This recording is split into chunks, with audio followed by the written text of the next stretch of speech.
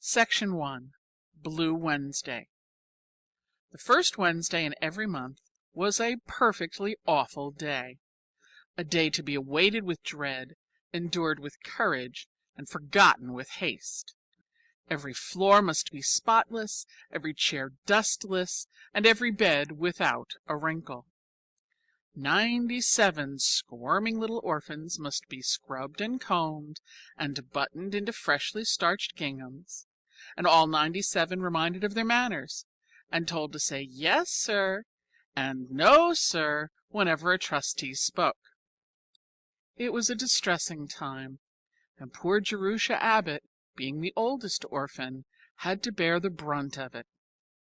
But this particular first Wednesday, like its predecessors, finally dragged itself to a close. Jerusha escaped from the pantry where she had been making sandwiches for the asylum's guests, and turned upstairs to accomplish her regular work. Her special care was room F, where 11 little tots from 4 to 7 occupied 11 little cots set in a row. Jerusha assembled her charges, straightened their rumpled frocks, wiped their noses, and started them in an orderly and willing line towards the dining room to engage themselves for a blessed half hour with bread and milk and prune pudding. Then she dropped down on the window seat and leaned throbbing temples against the cool glass. She'd been on her feet since 5 that morning, doing everybody's bidding, scolded and hurried by a nervous matron. Mrs. Lippett, behind the scenes, did not always maintain that calm and pompous dignity with which she faced an audience of trustees and lady visitors. Jerusha gazed out across a broad stretch of frozen lawn, beyond the tall iron paling that marked the confines of the asylum, down undulating ridges sprinkled with country estates, to the spires of the village rising from the midst of bare trees. The day was ended, quite successfully so far as she knew. The trustees and the visiting committee had made their rounds, and read their reports, and drunk their tea, and were now hurrying home to their own cheerful firesides, to forget their bothersome little charges for another month. Jerusha leaned forward, watching with curiosity and a touch of wistfulness the stream of carriages and automobiles that rolled out of the asylum gates. In imagination she followed first one equipage, then another, to the big houses dotted along the hillside. She pictured herself in a fur coat and a velvet hat trimmed with feathers, leaning back in the seat and nonchalantly murmuring "Home" to the driver. But on the doorsill of her home the picture grew blurred. Jerusha had an imagination, Mrs. Lippett told her, that would get her into trouble if she didn't take care. But keen as it was, it could not carry her beyond the front porch of the houses she would enter. Poor, eager, adventurous little Jerusha, in all her 17 years, had never stepped inside an ordinary house. She could not picture the daily routine of those other human beings who carried on their lives undiscommoded by orphans. "Jerusha Abbott, you are wanted in the office, and I think you'd better hurry up." Tommy Dillon, who had joined the choir, came singing up the steps and down the corridor, his chant growing louder as he approached room F. Jerusha wrenched herself from the window and refaced the troubles of life. "Who wants me?" she cut into Tommy's chant with a note of sharp anxiety. "Mrs. Lippett in the office, and I think she's mad. Amen."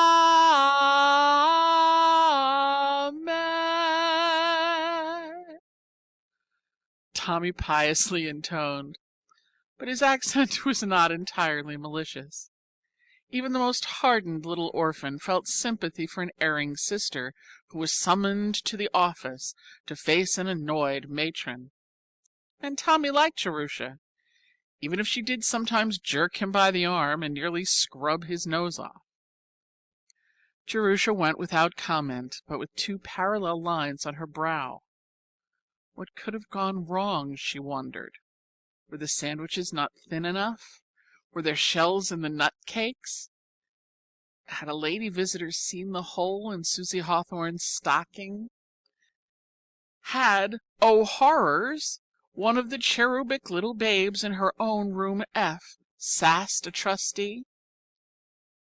The long lower hall had not been lighted, and as she came downstairs a last trustee stood, on the point of departure, in the open door that led to the porte cochere. Jerusha caught only a fleet impression of the man, and the impression consisted entirely of tallness. He was waving his arm towards an automobile waiting in the curved drive. As it sprang into motion and approached, head on for an instant, the glaring headlights threw his shadow sharply against the wall inside. The shadow pictured grotesquely elongated legs and arms that ran along the floor and up the wall of the corridor. It looked, for all the world, like a huge, wavering daddy-long-legs. Jerusha's anxious frown gave place to quick laughter. She was by nature a sunny soul, and had always snatched the tiny excuse to be amused. If one could derive any sort of entertainment out of the oppressive fact of a trustee, it was something unexpected to the good. She advanced to the office quite cheered by the tiny episode, and presented a smiling face to Mrs. Lippett. To her surprise, the matron was also, if not exactly smiling, at least appreciably affable. She wore an expression almost as pleasant as the one she donned for visitors. "Sit down, Jerusha. I have something to say to you." Jerusha dropped into the nearest chair and waited with a touch of breathlessness. An automobile flashed past the window. Mrs. Lippett glanced after it. "Did you notice the gentleman who has just gone?" "I saw his back." "He is one of our most affluential trustees, and has given large sums of money towards the asylum's support. I'm not at liberty to mention his name. He expressly stipulated that he was to remain unknown." Jerusha's eyes widened slightly. She was not accustomed to being summoned to the office to discuss the eccentricities of trustees with the matron. "This gentleman has taken an interest in several of our boys.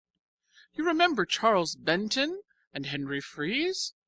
They were both sent through college by this trustee, and both have repaid with hard work and success the money that was so generously expended. Other payment the gentleman does not wish. Heretofore his philanthropies have been directed solely towards the boys. I have never been able to interest him in the slightest degree in any of the girls in the institution, no matter how deserving. He does not, I may tell you, care for girls." "No, ma'am," Jerusha murmured, since some reply seemed to be expected at this point. "Today, at the regular meeting, the question of your future was brought up."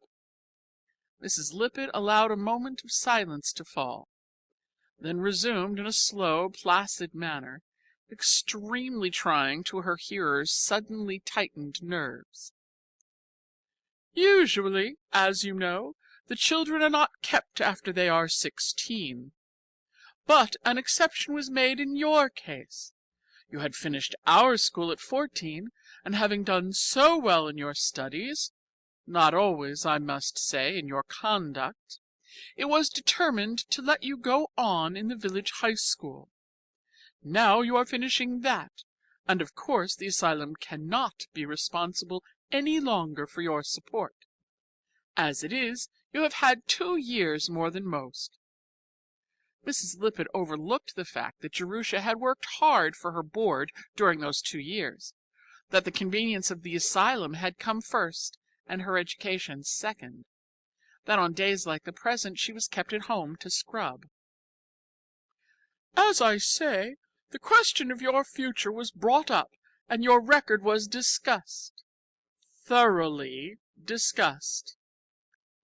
Mrs. Lippett brought accusing eyes to bear upon the prisoner in the dock, and the prisoner looked guilty because it seemed to be expected, not because she could remember any strikingly black pages in her record. "Of course, the usual disposition of one in your place would be to put you in a position where you could begin to work. But you have done well in school in certain branches. It seems that your work in English has even been brilliant. Miss Pritchard, who is on our visiting committee, is also on the school board, and she has been talking with your rhetoric teacher, and made a speech in your favor. She also read aloud an essay that you had written entitled Blue Wednesday." Jerusha's guilty expression this time was not assumed. "It seemed to me that you showed little gratitude in holding up to ridicule the institution that has done so much for you. Had you not managed to be funny, I doubt if you would have been forgiven. But, fortunately for you, that is, the gentleman who has just gone, appears to have an immoderate sense of humor. On the strength of that impertinent paper, he has offered to send you to college." "To college?" Jerusha's eyes grew big. Mrs. Lippett nodded. "He waited to discuss the terms with me. They are unusual. The gentleman, I may say, is erratic. He believes that you have originality, and he is planning to educate you to become a writer." "A writer?" Jerusha's mind was numbed. She could only repeat Mrs. Lippett's words. "That is his wish. Whether anything will come of it, the future will show. He is giving you a very liberal allowance, almost, for a girl who has never had any experience in taking care of money, too liberal. But he planned the matter in detail, and I did not feel free to make any suggestions. You are to remain here through the summer, and Miss Pritchard has kindly offered to superintend your outfit. Your board and tuition will be paid directly to the college, and you will receive in addition, during the 4 years you are there, an allowance of $35 a month. This will enable you to enter on the same standing as the other students. The money will be sent to you by the gentleman's private secretary once a month, and in return you will write a letter of acknowledgment once a month. That is, you are not to thank him for the money, he doesn't care to have that mentioned, but you are to write a letter telling of the progress in your studies and the details of your daily life. Such a letter as you would write to your parents if they were living. These letters will be addressed to Mr. John Smith, and will be sent in care of the secretary. The gentleman's name is not John Smith, but he prefers to remain unknown. To you he will never be anything but John Smith. His reason in requiring the letters is that he thinks nothing so fosters facility in literary expression as letter writing. Since you have no family with whom to correspond, he desires you to write in this way. Also, he wishes to keep track of your progress. He will never answer your letters, nor in the slightest particular take any notice of them. He detests letter writing, and does not wish you to become a burden. If at any point should ever arise where an answer would seem to be imperative, such as in the event of your being expelled, which I trust will not occur, you may correspond with Mr. Griggs, his secretary. These monthly letters are absolutely obligatory on your part. They are the only payment that Mr. Smith requires, so you must be as punctilious in sending them as though it were a bill that you were paying. I hope that they will always be respectful in tone and will reflect credit on your training. You must remember that you are writing to a trustee of the John Grier Home." Jerusha's eyes longingly sought the door. Her head was in a whirl of excitement, and she wished only to escape from Mrs. Lippett's platitudes and think. She rose and took a tentative step backwards.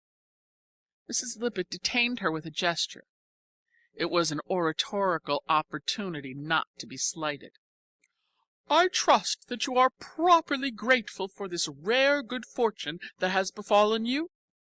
Not many girls in your position ever have such an opportunity to rise in the world. You must always remember—" Yes, ma'am, thank you. I think if that's all, I must go and sew a patch on Freddie Perkins's trousers."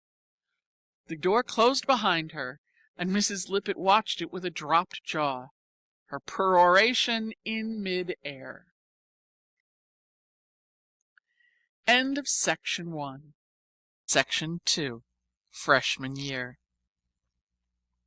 The letters of Miss Jerusha Abbott to Mr. Daddy Longlegs Smith, 215 Ferguson Hall. 24th September. Dear kind trustee who sends orphans to college. Here I am. I traveled yesterday for 4 hours in a train. It's a funny sensation, isn't it? I never rode in one before. College is the biggest, most bewildering place. I get lost whenever I leave my room. I will write you a description later, when I'm feeling less muddled. Also, I will tell you about my lessons. Classes don't begin until Monday morning, and this is Saturday night. But I wanted to write a letter first, just to get acquainted. Seems queer to be writing letters to someone you don't know. It seems queer for me to be writing letters at all. I've never written more than 3 or 4 in my life, so please overlook it if these are not a model kind. Before leaving yesterday morning, Mrs. Lippett and I had a very serious talk. She told me how to behave all the rest of my life, and especially how to behave towards the kind gentleman who is doing so much for me. I must take care to be very respectful. But how can one be very respectful to a person who wishes to be called John Smith? Why couldn't you have picked out a name with a little personality? I might as well write letters to dear Hitching Post or dear Clothes Prop. I've been thinking about you a great deal this summer. Having somebody take an interest in me after all these years makes me feel as though I had found a sort of family. It seems as though I belong to somebody now, and it's a very comfortable sensation, I must say. However, that when I think about you, my imagination has very little to work upon. There are just 3 things that I know. Number 1, you are tall. Number 2, you are rich. Number 3, you hate girls. I suppose I might call you dear Mr. Girl Hater, only that's rather insulting to me, or dear Mr. Rich Man, but that's insulting to you, as though money were the only important thing about you. Besides, being rich is such an external quality. Maybe you won't stay rich all your life. Lots of very clever men get smashed up in Wall Street. But at least you will stay tall all your life. So I've decided to call you Dear Daddy Longlegs. I hope you won't mind. It's just a private pet name, and we won't tell Mrs. Lippett. The 10 o'clock bell is going to ring in 2 minutes. Our day is divided into sections by bells. We eat and sleep and study by bells. It's very enlivening. I feel like a fire horse all of the time. There it goes. Lights out. Good night. Observe with what precision I obey rules, due to my training in the John Grier Home. Yours most respectfully, Jerusha Abbott. To Mr. Daddy Longlegs Smith, 1st October. Dear Daddy Longlegs, I love college and I love you for sending me. I'm very, very happy and so excited every moment of the time that I can scarcely sleep. You can't imagine how different it is from the John Grier home. I never dreamed there was such a place in the world. I'm feeling sorry for everybody who isn't a girl and who can't come here. I'm sure the college you attended when you were a boy couldn't have been so nice. My room is up in a tower that used to be the contagious ward before they built the new infirmary. There are 3 other girls on the same floor of the tower. A senior who wears spectacles and is always asking us to please be a little more quiet, and 2 freshmen named Sally McBride and Julia Rutledge Pendleton. Sally has red hair and a turn-up nose and is quite friendly. Julia comes from one of the first families in New York and hasn't noticed me yet. They room together, and the senior and I have singles. Usually freshmen can't get singles. They are very scarce. But I got one without even asking. I suppose the registrar didn't think it would be right to ask a properly brought-up girl to room with a foundling. You see, there are advantages. My room is on the northwest corner with 2 windows and a view. After you've lived in a ward for 18 years with 20 roommates, it is restful to be alone. This is the first chance I've ever had to get acquainted with Jerusha Abbott. I think I'm going to like her. Do you think you are? Tuesday. They're organizing the freshman basketball team, and there's just a chance I shall get in it. I'm little, of course, but terribly quick and wiry and tough. While the others are hopping about in the air, I can dodge under their feet and grab the ball. It's loads of fun practicing, out in the athletic field in the afternoon, with the trees all red and yellow and the air full of the smell of burning leaves, and everybody laughing and shouting.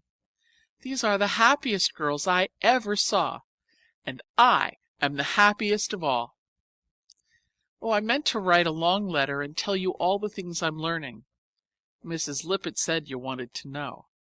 But 7th hour has just rung, and in 10 minutes I'm due at the athletic field in gymnasium clothes. Don't you hope I'll get in the team? Yours always, Jerusha Abbott. P.S. 9 o'clock.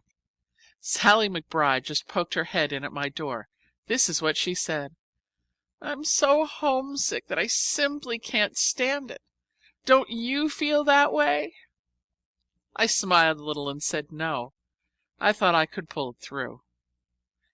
At least homesickness is one disease that I've escaped.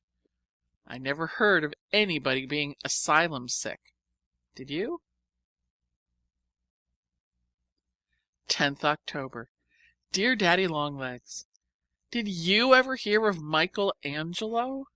He was a famous artist who lived in Italy in the Middle Ages. Everybody in English literature seemed to know about him, and the whole class laughed because I thought he was an archangel. He sounds like an archangel, doesn't he? The trouble with college is that you are expected to know such a lot of things you've never learned. It's very embarrassing at times. But now, when girls talk about things that I never heard of, I just keep still and look them up in the encyclopedia. I made an awful mistake the first day. Somebody mentioned Maurice Maeterlinck, and I asked if she was a freshman. That joke has gone all over college. But anyway, I'm just as bright in class as any of the others, and brighter than some of them. Do you care to know how I furnished my room? It's a symphony in brown and yellow. The wall was tinted buff, and I've bought yellow denim curtains and cushions and a mahogany desk, second-hand for $3, and a rattan chair and a brown rug with an ink spot in the middle. I stand the chair over the spot. The windows are up high. You can't look out from an ordinary seat. But I've unscrewed the looking-glass from the back of the bureau, upholstered the top, and moved it up against the window. It's just the right height for a window seat. You pull out the drawers like steps and walk up. Very comfortable. Sally McBride helped me choose the things at the senior auction. She's lived in a house all her life and knows about furnishing. You can't imagine what fun it is to shop and pay with a real $5 bill and get some change when you've never had more than a few cents in your life. I assure you, Daddy dear, I do appreciate that allowance.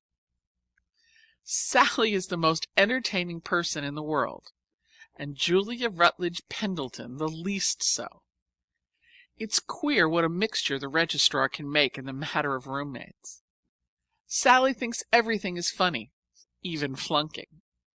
And Julia is bored at everything. She never makes the slightest effort to be amiable. She believes that if you are a Pendleton, that fact alone admits you to heaven without any further examination. Julia and I were born to be enemies. And now I suppose you've been waiting very impatiently to hear what I'm learning. Number 1, Latin, Second Punic War. Hannibal and his forces pitched camp at Lake Trasimenus last night. They prepared an ambuscade for the Romans, and a battle took place at the 4th watch this morning. Romans in retreat. Number 2, French. 24 pages of the Three Musketeers and third conjugation irregular verbs. Number 3, Geometry. Finished cylinders, now doing cones. Number 4, English. Studying exposition. My style improves daily in clearness and brevity. Number 5, Physiology. Reached the digestive system. Bile and the pancreas next time. Yours on the way to being educated, Jerusha Abbott. P.S. I hope you never touch alcohol, Daddy. It does dreadful things to your liver. Wednesday. Dear Daddy Longlegs, I've changed my name. I'm still Jerusha in the catalog, but I'm Judy everywhere else. It's really too bad, isn't it, to have to give yourself the only pet name you ever had? I didn't quite make up the Judy, though. That's what Freddie Perkins used to call me before he could talk plainly. I wish Mrs. Lippett could use a little more ingenuity about choosing babies' names. She gets the last names out of the telephone book. You'll find Abbott on the first page. And she picks the Christian names up anywhere. She got Jerusha from a tombstone. I've always hated it, but I rather like Judy. It's such a silly name. It belongs to the kind of girl I'm not. A sweet little blue-eyed thing, petted and spoiled by all the family, who romps her way through life without any cares. Wouldn't it be nice to be like that? Whatever faults I may have, no one can ever accuse me of having been spoiled by my family. But it's great fun to pretend I've been. In the future, please always address me as Judy. Do you want to know something? I have 3 pairs of kid gloves. I've had kid mittens before from the Christmas tree, but never real kid gloves with 5 fingers. I take them out and try them on every little while. It's all I can do not to wear them to classes. Dinner bell. Goodbye.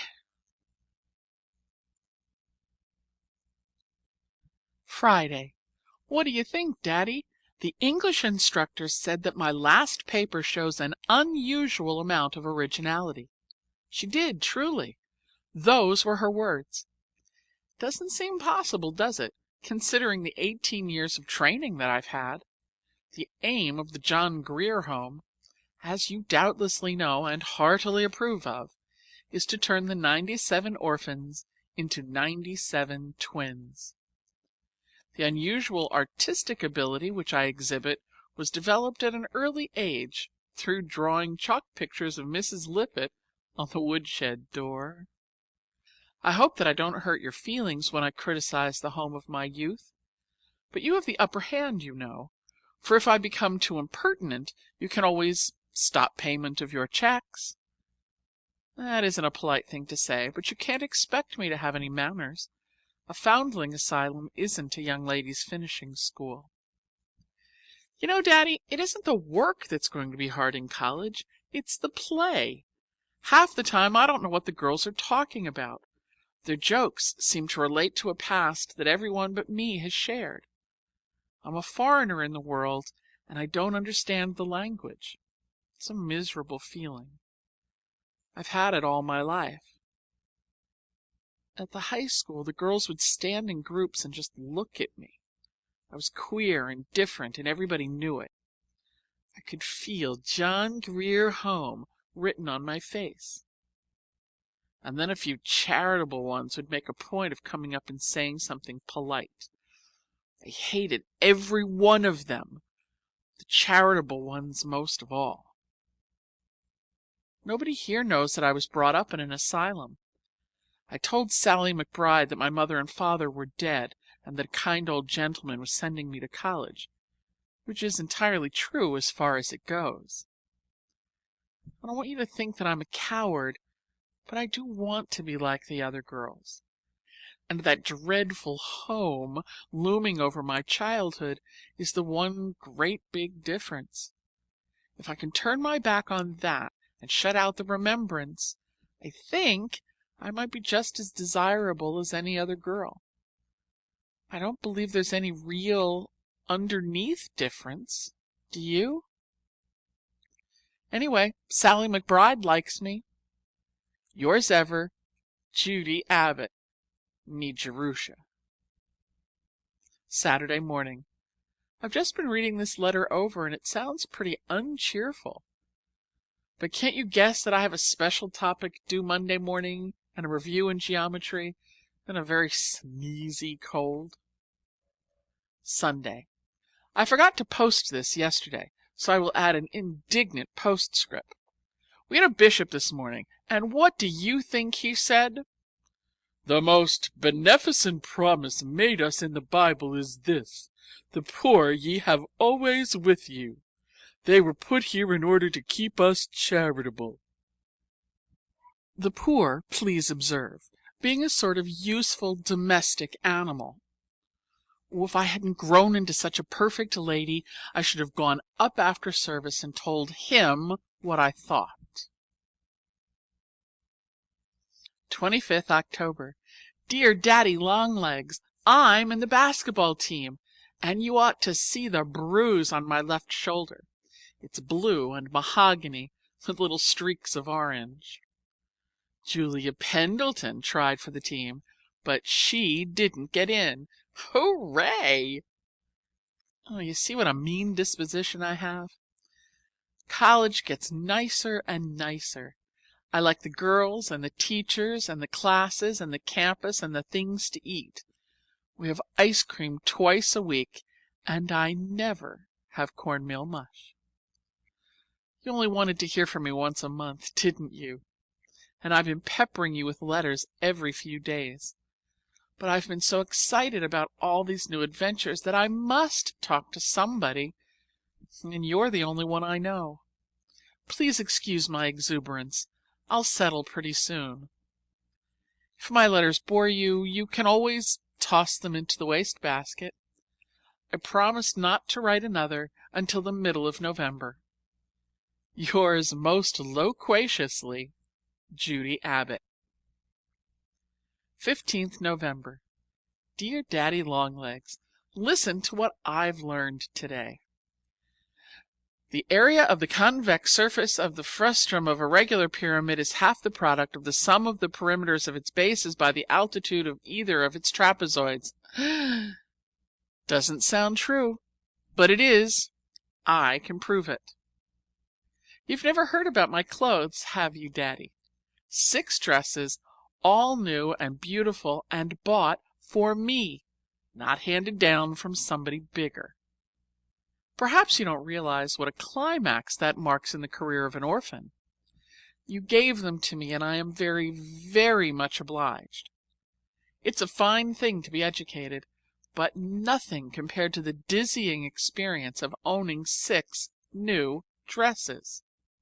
Miss Pritchard, who was on the visiting committee, picked them out. Not Mrs. Lippett, thank goodness. I have an evening dress, pink mull over silk. I'm perfectly beautiful in that. And a blue church dress, and a dinner dress of red veiling with oriental trimming, makes me look like a gypsy, and another of rose-colored challis, and a gray street dress, and an everyday dress for classes. That wouldn't be an awfully big wardrobe for Julia Rutledge Pendleton, perhaps, but for Jerusha Abbott, oh my! I suppose you're thinking now what a frivolous, shallow little beast she is, and what a waste of money to educate a girl. But, Daddy, if you'd been dressed in checked ginghams all your life, you'd appreciate how I feel. And when I started high school, I entered upon another period even worse than the checked ginghams. The poor box. You can't know how I dreaded appearing in school in those miserable poor box dresses. I was perfectly sure to be put down in class next to the girl who first owned my dress, and she would whisper and giggle and point it out to the others. The bitterness of wearing your enemy's cast-off clothes eats into your soul. If I wore silk stockings for the rest of my life, I don't believe I could obliterate the scar.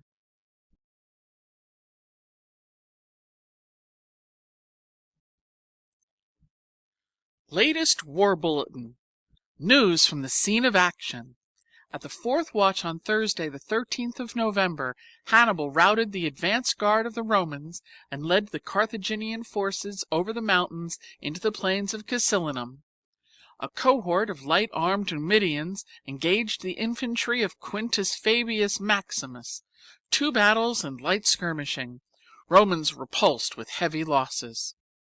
I have the honor of being your special correspondent from the front, J. Abbott.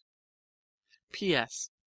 I know I'm not to expect any letters in return, and I've been warned not to bother you with questions, but tell me, Daddy, just this once, are you awfully old, or just a little old? And are you perfectly bald, or just a little bald? It's very difficult thinking about you in the abstract, like a theorem in geometry. Given a tall, rich man who hates girls, but is very generous to one quite impertinent girl, what does he look like? RSVP. 19th December. Dear Daddy Longlegs, you never answered my question, and it is very important. Are you bald? I have it planned exactly what you look like, very satisfactorily, until I reach the top of your head, and then I am stuck. I can't decide whether you have white hair, or black hair, or a sort of sprinkly gray hair, or maybe none at all. Here is your portrait. But the problem is, shall I add some hair? Would you like to know what color your eyes are? They're gray, and your eyebrows stick out like a porch roof. Beetling, they're called in novels. And your mouth is a straight line with a tendency to turn down at the corners. Oh, you see, I know. You're a snappy old thing with a temper. Chapel bell. 9:45 p.m. I have a new unbreakable rule. Never, never to study at night, no matter how many written reviews are coming in the morning. Instead, I read just plain books. I have to, you know, because there are 18 blank years behind me. You wouldn't believe, Daddy, what a great abyss of ignorance my mind is. I'm just realizing the depths myself. The things that most girls with a properly assorted family and a home and friends and a library know by absorption, I've never heard of. For example, I never read Mother Goose, or David Copperfield, or Ivanhoe, or Cinderella, or Bluebeard, or Robinson Crusoe, or Jane Eyre, or Alice in Wonderland, or a word of Rudyard Kipling. I didn't know that Henry VIII was married more than once, or that Shelley was a poet. I didn't know that people used to be monkeys, and that the Garden of Eden was a beautiful myth. I didn't know that RLS stood for Robert Louis Stevenson, or that George Eliot was a lady. I had never seen a picture of the Mona Lisa, and, it's true, but you won't believe it, I had never heard of Sherlock Holmes. Now I know all of these things, and a lot of others besides, but you can see how much I need to catch up. And oh, but it's fun!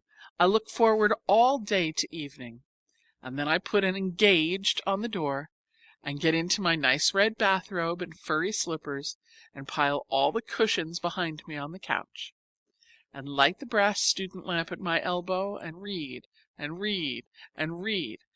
One book isn't enough. I have 4 going at once.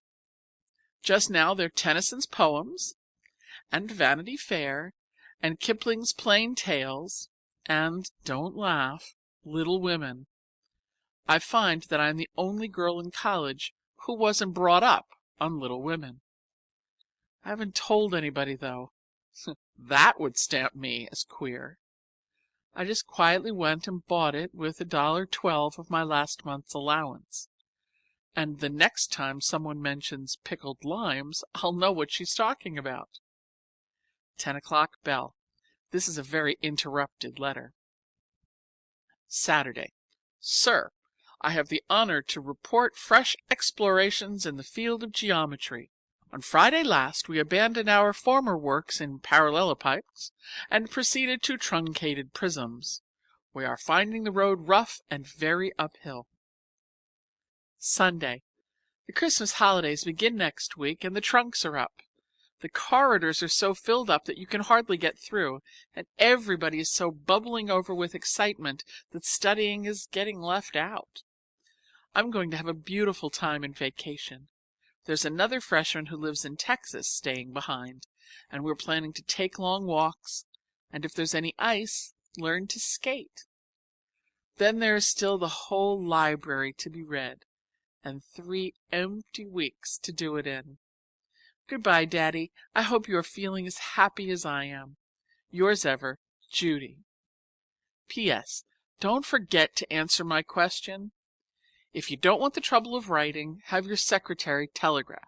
He can just say, Mr. Smith is quite bald, or Mr. Smith is not bald, or Mr. Smith has white hair, and you can deduct the 25 cents out of my allowance.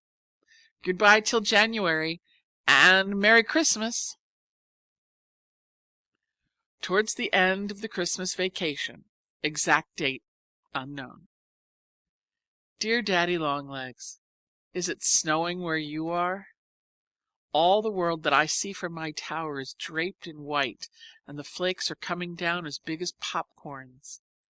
It's a late afternoon, the sun is just setting, a cold yellow color, behind some colder violet hills, and I'm up in my window seat using the last light to write to you.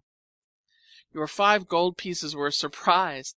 I'm not used to receiving Christmas presents. You've already given me such lots of things, everything I have, you know, that I don't quite feel that I deserve extra. But I like them just the same. Do you want to know what I bought with my money? Number 1, a silver watch and a leather case to wear on my wrist and get me to recitations on time. Number 2, Matthew Arnold's poems. Number 3, a hot water bottle. Number 4, a steamer rug. My tower is cold. Number 5, 500 sheets of yellow manuscript paper. I'm going to commence being an author pretty soon. Number 6, a dictionary of synonyms, to enlarge the author's vocabulary. Number 7, I don't much like to confess this last item, but I will, a pair of silk stockings. And now, Daddy, don't say I don't tell all. It was a very low motive, if you must know, that prompted the silk stockings. Julia Pendleton comes into my room to do geometry, and she sits cross-legged on the couch and wears silk stockings every night. But just wait. As soon as she gets back from vacation, I shall go in and sit on her couch in my silk stockings. You see, Daddy, the miserable creature that I am, but at least I'm honest, and you knew already from my asylum record that I wasn't perfect, didn't you? To capitulate. That's the way the English instructor begins every other sentence. I am very much obliged for my 7 presents. I'm pretending to myself that they came in a box from my family in California. The watch is from Father, the rug from Mother, the hot water bottle from Grandmother, who is always worrying for fear I shall catch cold in this climate, and the yellow paper from my little brother Harry. My sister Isabel gave me the silk stockings, and Aunt Susan the Matthew Arnold poems. Uncle Harry, little Harry's named after him, gave me the dictionary. He wanted to send chocolates, but I insisted on synonyms. You don't object, do you, to playing the part of a composite family? And now shall I tell you about my vacation, or are you only interested in my education as such? I hope you appreciate the delicate shade of meaning in as such. It is the latest addition to my vocabulary. The girl from Texas is named Leonora Fenton. Almost as funny as Jerusha, isn't it? I like her, but not so much as Sally McBride. I shall never like anyone so much as Sally, except you. I must always like you the best of all, because you're my whole family rolled into one. Leonora and I, and 2 sophomores, have walked cross-country every pleasant day and explored the whole neighborhood, dressed in short skirts and knit jackets and caps, and carrying shiny sticks to whack things with. Once we walked into town, 4 miles, and stopped at a restaurant where the college girls go for dinner. Broiled lobster, 35 cents, and for dessert, buckwheat cakes and maple syrup, 15 cents. Nourishing and cheap. It was such a lark, especially for me, because it was so awfully different from the asylum. I feel like an escaped convict every time I leave the campus. Before I thought, I started to tell the others what an experience I was having. The cat was almost out of the bag when I grabbed it by its tail and pulled it back. It's awfully hard for me not to tell everything I know. I'm a very confiding soul by nature. If I didn't have you to tell things to, I'd burst. We had a molasses candy pull last Friday evening, given by the house matron of Ferguson to the left-behinds in the other halls. There were 22 of us altogether, freshmen and sophomores and juniors and seniors, all united in amicable accord. The kitchen is huge, with copper pots and kettles hanging in rows on the stone wall. The littlest casserole among them about the size of a wash boiler.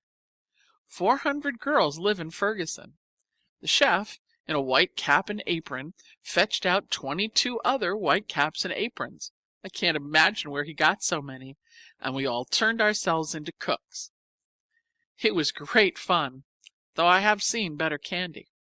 When it was finally finished, and ourselves and the kitchen and the doorknobs all thoroughly sticky, we organized a procession, and still in our caps and aprons, each carrying a big fork or spoon or frying pan, we marched through the empty corridors to the officers' parlor, where 6 professors and instructors were passing a tranquil evening.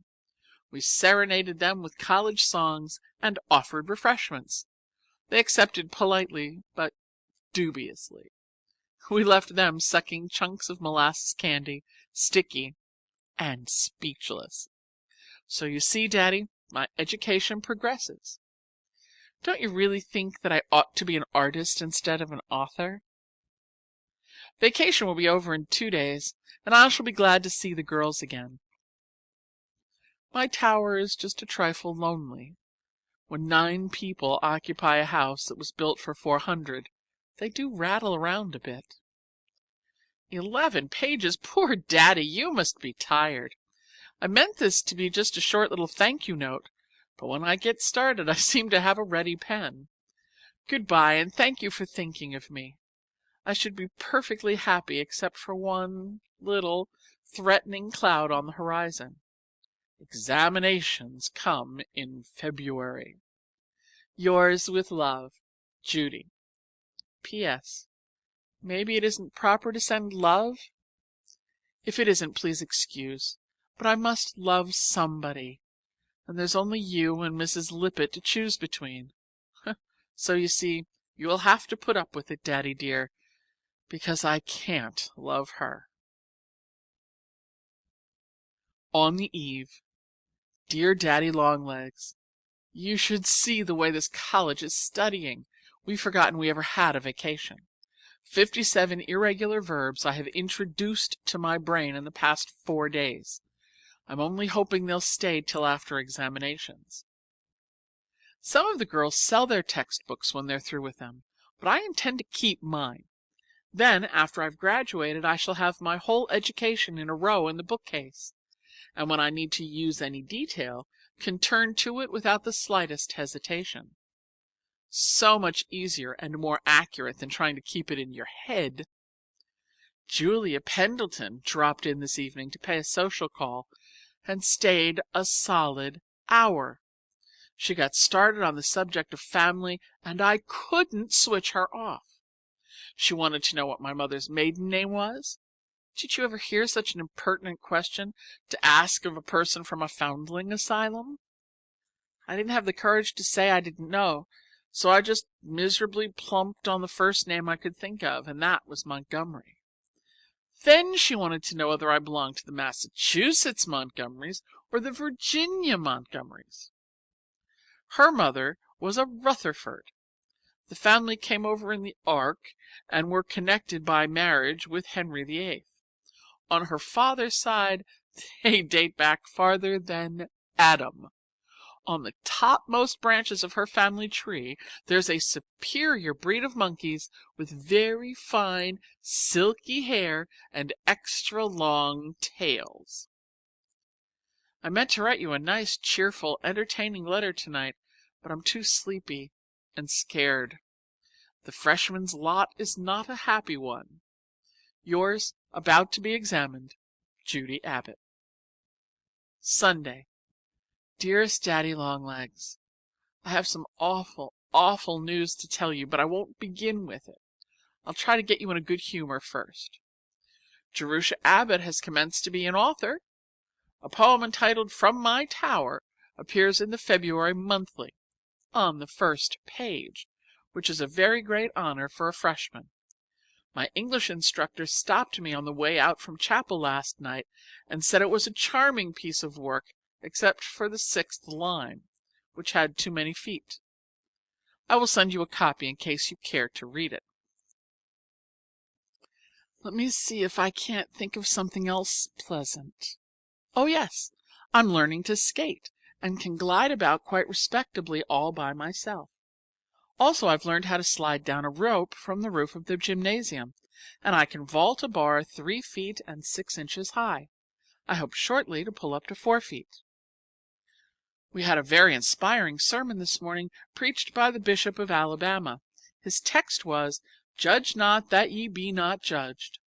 It was about the necessity of overlooking mistakes in others, and not discouraging people by harsh judgments. I wish you might have heard it. This is the sunniest, most blinding winter afternoon, with icicles dripping from the fir trees, and all the world bending under a weight of snow. Except me. I'm bending under a weight of sorrow. Now for the news. Courage, Judy. You must tell. Are you surely in a good humor? I failed in mathematics and Latin prose. I'm tutoring in them and will take another examination next month. I'm sorry if you're disappointed, but otherwise I don't care a bit because I've learned such a lot of things not mentioned in the catalog. I've read 17 novels and bushels of poetry, really necessary novels like Vanity Fair and Richard Feverel and Alice in Wonderland. Also Emerson's Essays and Lockhart's Life of Scott, and the first volume of Gibbon's Roman Empire, and half of Benvenuto Cellini's Life. Wasn't he entertaining? He used to saunter out and casually kill a man before breakfast. So you see, Daddy, I'm much more intelligent than if I'd just stuck to Latin. Will you forgive me this once if I promise never to fail again? Yours in sackcloth, Judy. Dear Daddy Longlegs, This is an extra letter in the middle of the month because I'm rather lonely tonight. It's awfully stormy. All the lights are out in campus, but I drank black coffee and I can't go to sleep. I had a supper party this evening consisting of Sallie, Julia, and Leonora Fenton, and sardines and toasted muffins and salad and fudge and coffee. Julia said she'd had a good time, but Sallie stayed to help wash the dishes. I might, very usefully, put some time on Latin tonight, but there's no doubt about it. I am a very languid Latin scholar. We've finished Livy and De Senectute, and are now engaged with De Amicitia, pronounced Damicitia. Should you mind, just for a little while, pretending you're my grandmother? Sallie has one, and Julia and Leonora each two, and they were all comparing them tonight. I can't think of anything I'd rather have. It's such a respectable relationship. So if you really don't object, when I went into town yesterday I saw the sweetest cap of Cluny lace trimmed with lavender ribbon. I'm going to make you a present of it on your 83rd birthday. Bung! That's the clock in the chapel tower striking 12. I believe I am sleepy after all. Good night, Granny. I love you dearly. Judy. End of Section 2. Section 3. Freshman Year Continued. The Ides of March. Dear D.L.L., I am studying Latin prose composition. I have been studying it. I shall be studying it. I shall be about to have been studying it. My re-examination comes the 7th hour next Tuesday, and I am going to pass or bust. So you may expect to hear from me next, whole and happy and free from conditions, or in fragments. I will write a respectable letter when it's over. Tonight I have a pressing engagement with the ablative absolute. Yours, in evident haste, J.A. 26th March. Mr. D.L.L. Smith, Sir, you never answer any questions, you never show the slightest interest in anything I do.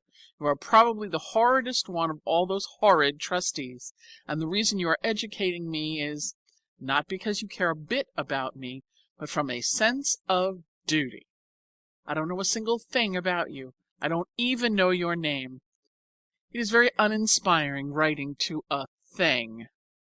I haven't a doubt but that you throw my letters into the wastebasket without reading them. Hereafter I shall only write about work.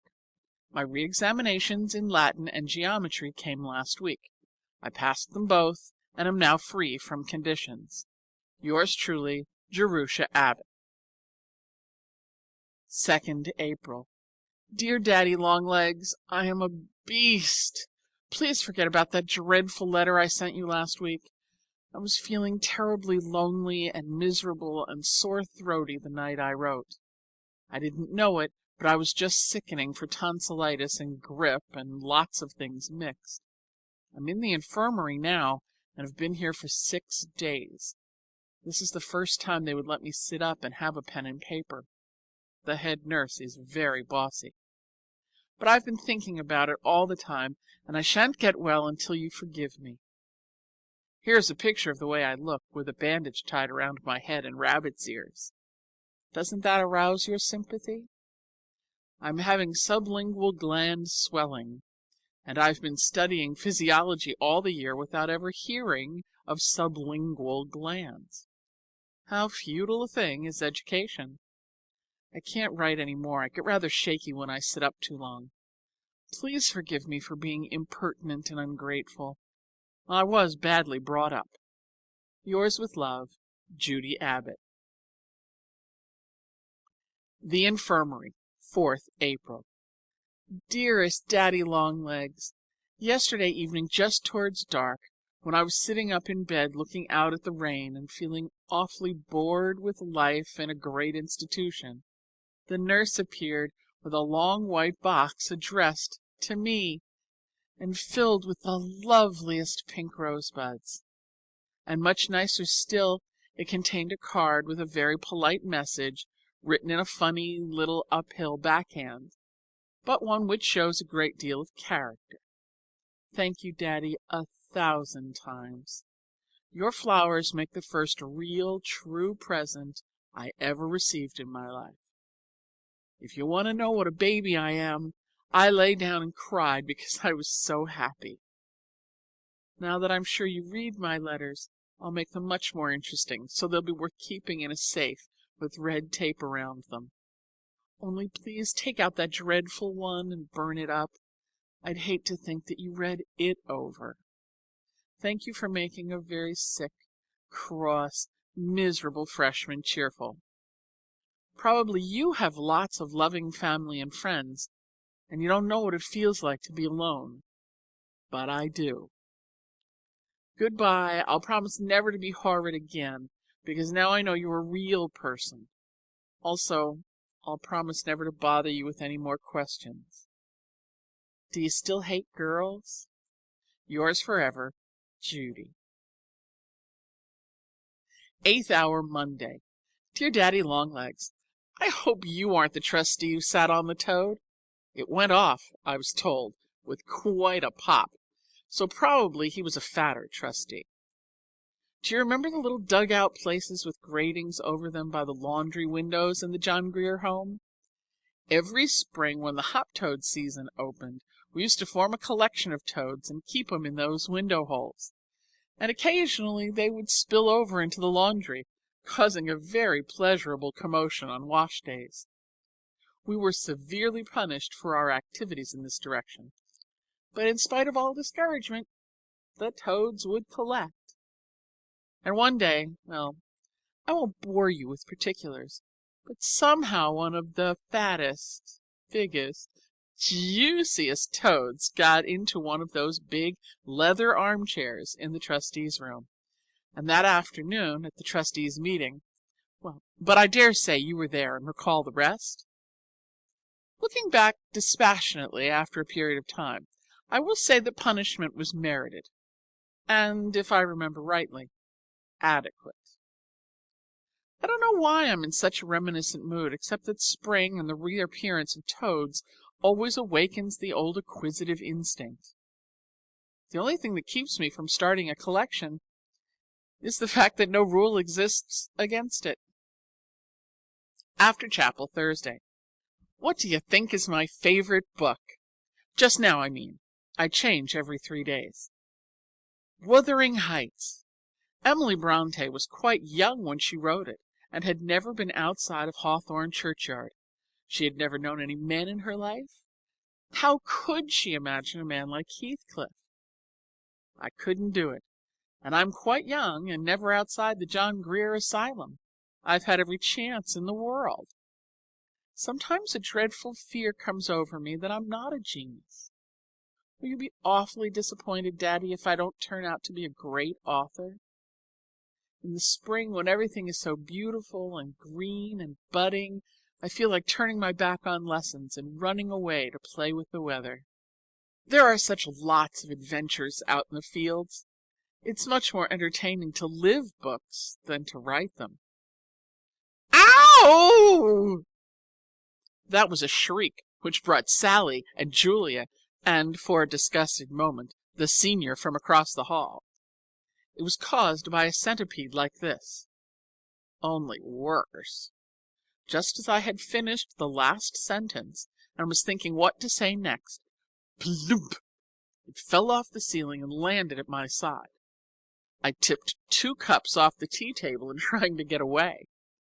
Sally whacked it with the back of my hairbrush, which I shall never be able to use again, and killed the front end, but the rear 50 ran under the bureau and escaped. Ugh. This dormitory, owing to its age and ivy-covered walls, is full of centipedes. They are dreadful creatures. I'd rather find a tiger under the bed. Friday, 9:30 p.m. Such a lot of troubles. I didn't hear the rising bell this morning, then I broke my shoestring while I was hurrying to dress, and dropped my collar button down my neck. I was late for breakfast, and also for first-hour recitation. I forgot to take any blotting paper, and my fountain pen leaked. In trigonometry, the professor and I had a disagreement, touching a little matter of logarithms. On looking it up, I find that she was right. We had mutton stew and pie plant for lunch. Hate 'em both. They taste like the asylum. The post brought me nothing but bills, though I must say that I never do get anything else. My family are not the kind that write. In English class this afternoon, we had an unexpected written lesson. It was this: I asked no other thing, no other was denied. I offered, being for it, the mighty merchant smiled. Brazil, he twirled a button, without a glance my way. But, madam, is there nothing else that we can show today? That's a poem. I don't know who wrote it or what it means. It was simply printed out on the blackboard when we arrived, and we were ordered to comment upon it. When I read the first verse, I thought I had an idea. The mighty merchant was a divinity who distributes blessings in return for virtuous deeds. But when I got to the second verse and found him twirling a button, it seemed a blasphemous supposition, and I hastily changed my mind. The rest of the class was in the same predicament, and there we sat for 3/4 of an hour with blank paper and equally blank minds. Getting an education is an awfully wearing process. But this didn't end the day. There's worse to come. It rained, so we couldn't play golf and had to go to the gymnasium instead. The girl next to me banged my elbow with an Indian club. I get home to find that the box with my new spring dress had come, and the skirt was so tight that I couldn't sit down. Friday is sweeping day, and the maid had mixed all the papers on my desk. We had tombstone for dessert, milk and gelatin flavored with vanilla. We were kept in chapel 20 minutes later than usual to listen to a speech about womanly women, and then, just as I was sitting down with a sigh of well-earned relief to the portrait of a lady, a girl named Ackerley, a dough-faced, deadly, unintermittently stupid girl who sits next to me in Latin because her name begins with A. I wish Mrs. Lippett had named me Zabriskie. Came to ask if Monday's lesson commenced at paragraph 69 or 70, and stayed 1 hour. She has just gone. Did you ever hear of such a discouraging series of events? It isn't the big troubles in life that require character. Anybody can rise to a crisis and face a crushing tragedy with courage. But to meet the petty hazards of the day with a laugh, I really think that requires spirit. It's the kind of character I am going to develop. I'm going to pretend that all life is just a game which I must play as skillfully and fairly as I can. If I lose, I'm going to shrug my shoulders and laugh. Also if I win. Anyway, I'm going to be a sport. You will never hear me complain again, Daddy dear, because Julia wears silk stockings and centipedes drop off the wall. Yours ever, Judy. Answer soon. 27th May. Daddy Longlegs, Esquire. Dear Sir, I am in receipt of a letter from Mrs. Lippett. She hopes that I am doing well in deportment and studies. Since I probably have no place to go this summer, she will let me come back to the asylum and work for my board until college opens. I hate the John Grier home. I'd rather die than go back. Yours most truthfully, Jerusha Abbott. Cher Daddy Jambes-Longue, vous êtes un brick. Je suis très heureux about the farm, parce que je n'ai jamais been on a farm dans ma vie, and I'd hate to retourner chez John Grier et wash dishes tout l'été. There would be danger of quelque chose affreux happening, parce que j'ai perdu ma humilité d'autrefois, et j'ai peur that I would just break out quelque jour et smash every cup and saucer dans la maison. Pardon, brevité et papier, Je ne peux pas send de mes nouvelles parce que je suis dans French class et j'ai peur que monsieur le professeur is going to call on me tout de suite. He did. Au revoir. Je vous aime beaucoup, Judy. 30th May. Dear Daddy Longlegs, did you ever see this campus? That is merely a rhetorical question. Don't let it annoy you. It is a heavenly spot in May. All the shrubs are in blossom, and the trees are the loveliest young green. Even the old pines look fresh and new. The grass is dotted with yellow dandelions, and hundreds of girls in blue and white and pink dresses. Everybody is joyous and carefree, for vacation's coming, and with that to look forward to, examinations don't count. Isn't that a happy frame of mind to be in? And oh, Daddy, I'm the happiest of all, because I'm not in the asylum anymore, and I'm not anybody's nursemaid or typewriter or bookkeeper. I should have been, you know, except for you. I'm sorry now for all my past badnesses. I'm sorry I was ever impertinent to Mrs. Lippett. I'm sorry I ever slapped Freddie Perkins. I'm sorry I ever filled the sugar bowl with salt. I'm sorry I ever made faces behind the trustees' backs. I'm going to be good and sweet and kind to everybody because I'm so happy. And this summer I'm going to write and write and write and begin to be a great author. Isn't that an exalted stand to take? Oh, I'm developing a beautiful character. It droops a bit under cold and frost, but it does grow fast when the sun shines. That's the way with everybody. I don't agree with the theory that adversity and sorrow and disappointment develop moral strength. The happy people are the ones who are bubbling over with kindness. I have no faith in misanthropes. Fine word, just learned it. You're not a misanthrope, are you, Daddy? I started to tell you about the campus. I wish you'd come for a little visit and let me walk you about and say, that is the library. This is the gas plant, Daddy dear. The Gothic building on your left is the gymnasium, and the Tudor Romanesque beside it is the new infirmary.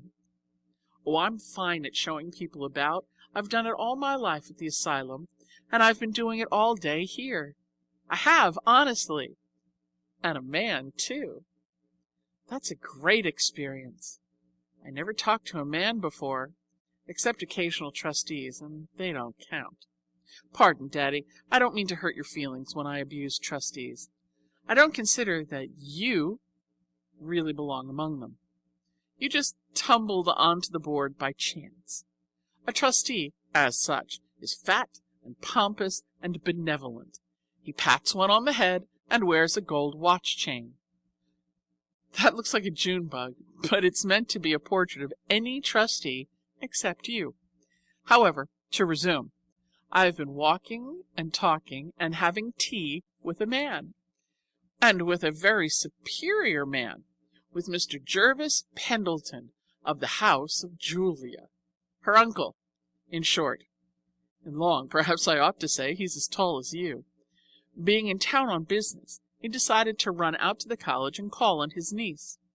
He's her father's youngest brother, but she doesn't know him intimately. It seems he glanced at her when she was a baby, decided he didn't like her, and has never noticed her since. Anyway, there he was, sitting in the reception room, very proper, with his hat and stick and gloves beside him, and Julia and Sally with seventh-hour recitations that they couldn't cut. So Julia dashed into my room and begged me to walk him about the campus and then deliver him to her when the seventh hour was over. I said I would, obligingly but unenthusiastically, because I don't care much for Pendletons. But he turned out to be a sweet lamb. He's a real human being, not a Pendleton at all. We had a beautiful time. I've longed for an uncle ever since. Do you mind pretending you're my uncle? I believe they're superior to grandmothers. Mr. Pendleton reminded me a little of you, Daddy, as you were 20 years ago. You see, I know you intimately, even if we haven't ever met. He's tall and thinnish, with a dark face all over lines, and the funniest underneath smile that never quite comes through but just wrinkles up the corners of his mouth. And he has a way of making you feel right off as though you'd known him a long time. He's very companionable. We walked all over the campus from the quadrangle to the athletic grounds. Then he said he felt weak and must have some tea. He proposed that we go to College Inn. It's just off the campus by the Pine Walk. I said we ought to go back for Julia and Sally, but he said he didn't like to have his nieces drink too much tea. It made them nervous. So we just ran away and had tea and muffins and marmalade and ice cream and cake and a nice little table out on the balcony. The inn was quite conveniently empty, this being the end of month and allowances low. We had the jolliest time, but he had to run for his train the minute he got back, and he barely saw Julia at all. She was furious with me for taking him off.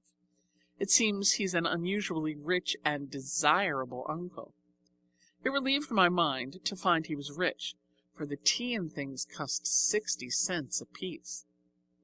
This morning, it's Monday now, 3 boxes of chocolates came by express for Julia and Sally and me. What do you think of that? To be getting candy from a man. I begin to feel like a girl instead of a foundling. I wish you'd come and have tea someday and let me see if I like you. But wouldn't it be dreadful if I didn't? However, I know I should. Bien, I make you my compliments. Jamais je ne t'oublierai, Judy. P.S. I looked in the glass this morning and found a perfectly new dimple that I'd never seen before. It's very curious. Where do you suppose it came from? 9th June.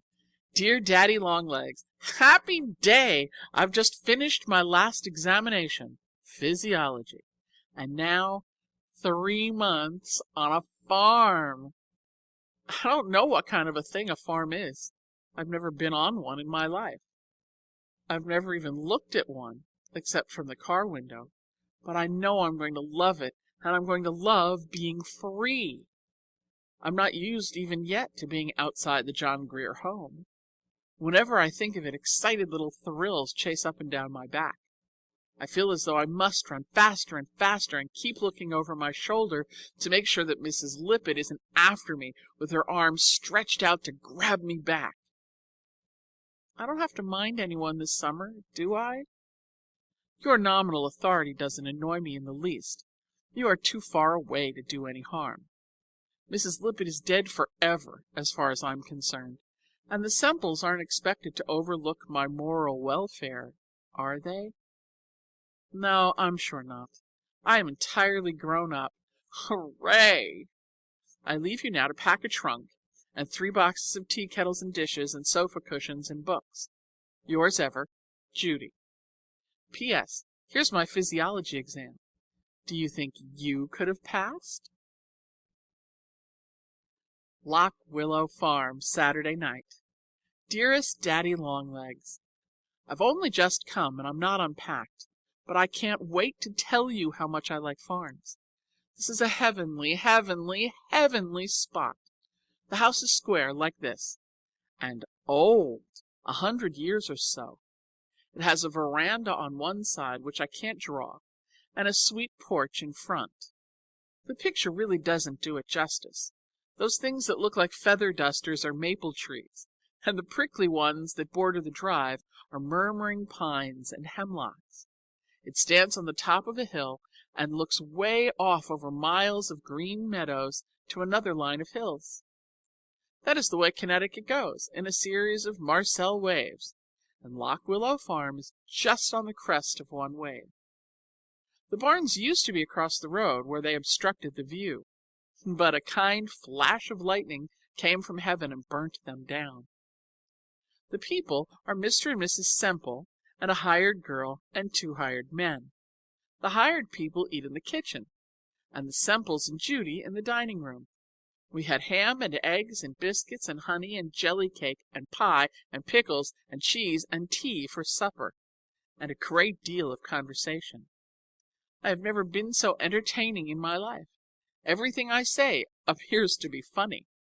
I suppose it is, because I've never been in the country before, and my questions are backed by an all-inclusive ignorance. The room marked with a cross is not where the murder was committed, but the one that I occupy. It's big and square and empty, with adorable old-fashioned furniture and windows that have to be propped up on sticks and green shades trimmed with gold that fall down if you touch them, and a big square mahogany table. I'm going to spend the summer with my elbows spread out on it, writing a novel. Oh, Daddy, I'm so excited. I can't wait till daylight to explore. It's 8:30 now, and I'm about to blow out my candle and try to go to sleep. We rise at 5. Did you ever know such fun? I can't believe this is really Judy. You and the good Lord give me more than I deserve. I must be a very, very, very good person to pay. I'm going to be. You'll see. Good night, Judy. P.S.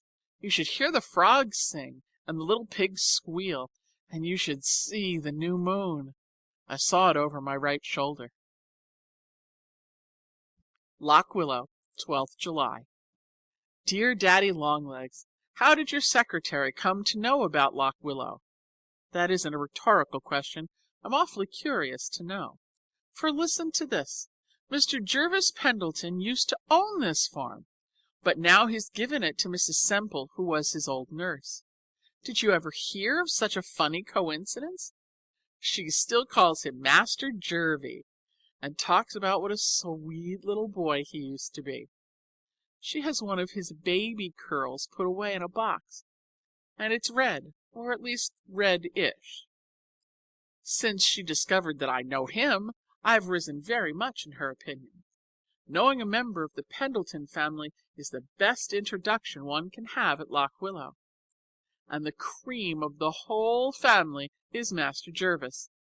I'm pleased to say that Julia belongs to an inferior branch. The farm gets more and more entertaining. I rode on a hay wagon yesterday.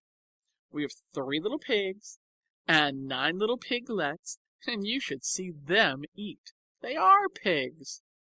We have oceans of little baby chickens and ducks and turkeys and guinea fowls. You must be mad to live in a city when you might live on a farm. It's my daily business to hunt the eggs. I fell off a beam in the barn loft yesterday while I was trying to crawl over to a nest that the black hen has stolen.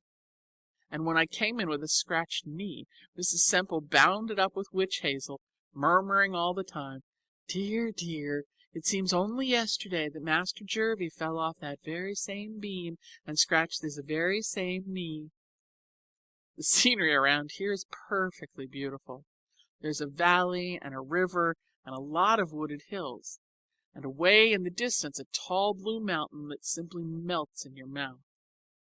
We churn twice a week, and we keep the cream in the spring house, which is made of stone, with the brook running underneath. Some of the farmers around here have a separator, but we don't care for these new-fashioned ideas. It may be a little harder to separate the cream in pans, but it's sufficiently better to pay. We have 6 calves, and I've chosen the names for all of them. 1, Sylvia, because she was born in the woods. 2, Lesbia, after the Lesbia in Catullus. 3, Sally. 4, Julia, a spotted, nondescript animal. 5, Judy, after me. 6, Daddy Longlegs. You don't mind, do you, Daddy? He's pure Jersey and has a sweet disposition. He looks like this. You can see how appropriate the name is. I haven't had time yet to begin my immortal novel. The farm keeps me too busy. Yours always, Judy. P.S. I've learned to make donuts. P.S. 2. If you're thinking of raising chickens, let me recommend Buff Orpingtons. They haven't any pin feathers. P.S. 3. I wish I could send you a pat of the nice fresh butter I churned yesterday. I'm a fine dairymaid. P.S. 4. This is a picture of Miss Jerusha Abbott, the future great author, driving home the cows. Sunday. Dear Daddy Longlegs, isn't it funny? I started to write to you yesterday afternoon, but as far as I got was the heading, Dear Daddy Longlegs. And then I remembered I'd promised to pick some blackberries for supper, so I went off and left the sheet lying on the table. And when I came back today, what do you think I found sitting in the middle of the page? A true Daddy Longlegs. I picked him up very carefully by one leg and dropped him out of the window. I wouldn't hurt one of them for the world. They always remind me of you. We hitched up the spring wagon this morning and drove to the center to church. It's a sweet little white-framed church with a spire and 3 Doric columns in front. Or maybe Ionic. I always get them mixed. A nice sleepy sermon with everybody drowsily waving palm leaf fans, and the only sound, aside from the minister, the buzzing of locusts in the trees outside. I didn't wake up till I found myself on my feet singing the hymn, and then I was awfully sorry that I hadn't listened to the sermon. I should like to know more of the psychology of a man who would pick out such a hymn. This was it. Come, leave your sports and earthly toys, and join me in celestial joys. Or else, dear friend, a long farewell. I leave you now to sink to hell. I find that it isn't safe to discuss religion with the Semples. Their God, whom they have inherited intact from their remote Puritan ancestors, is a narrow, irrational, unjust, mean, revengeful, bigoted person. Thank heaven I don't inherit God from anybody. I'm free to make up mine as I wish him. He's kind and sympathetic and imaginative and forgiving and understanding, and he has a sense of humor. I like the Semples immensely. Their practice is so superior to their theory. They are better than their own God. I told them so, and they were horribly troubled. They think I'm blasphemous, and I think they are. We've dropped theology from our conversation. This is Sunday afternoon. Amasai, hired man, in a purple tie and some bright yellow buckskin gloves, very red and shaved, has just driven off with Carrie, hired girl, in a big hat trimmed with red roses and a blue muslin dress, and her hair curled as tight as it will curl. Amasai spent all the morning washing the buggy, and Carrie stayed home from church, ostensibly to cook the dinner, but really to iron the muslin dress. In 2 minutes more, when this letter is finished, I'm going to settle down to a book which I found in the attic. It's entitled On the Trail, and sprawled across the front page in a funny little boy hand, Jervis Pendleton, if this book should ever roam, box its ears and send it home. He spent the summer here one time after he had been ill, when he was about 11 years old, and he left On the Trail behind. Looks well read. The marks of his grimy little hands are frequent. Also in a corner of the attic there's a water wheel and a windmill and some bows and arrows. Mrs. Semple talks so constantly about him that I begin to believe he really lives. Not a grown man with a silk hat and walking stick, but a nice, dirty, tousle-headed boy who clatters up the steps with an awful racket and leaves the screen doors open and is always asking for cookies. And getting them, too, if I know Mrs. Semple. He seems to have been an adventurous little soul, and brave and truthful. I'm sorry to think he is a Pendleton. He was meant for something better. We're going to begin threshing oats tomorrow. A steam engine is coming and 3 extra men.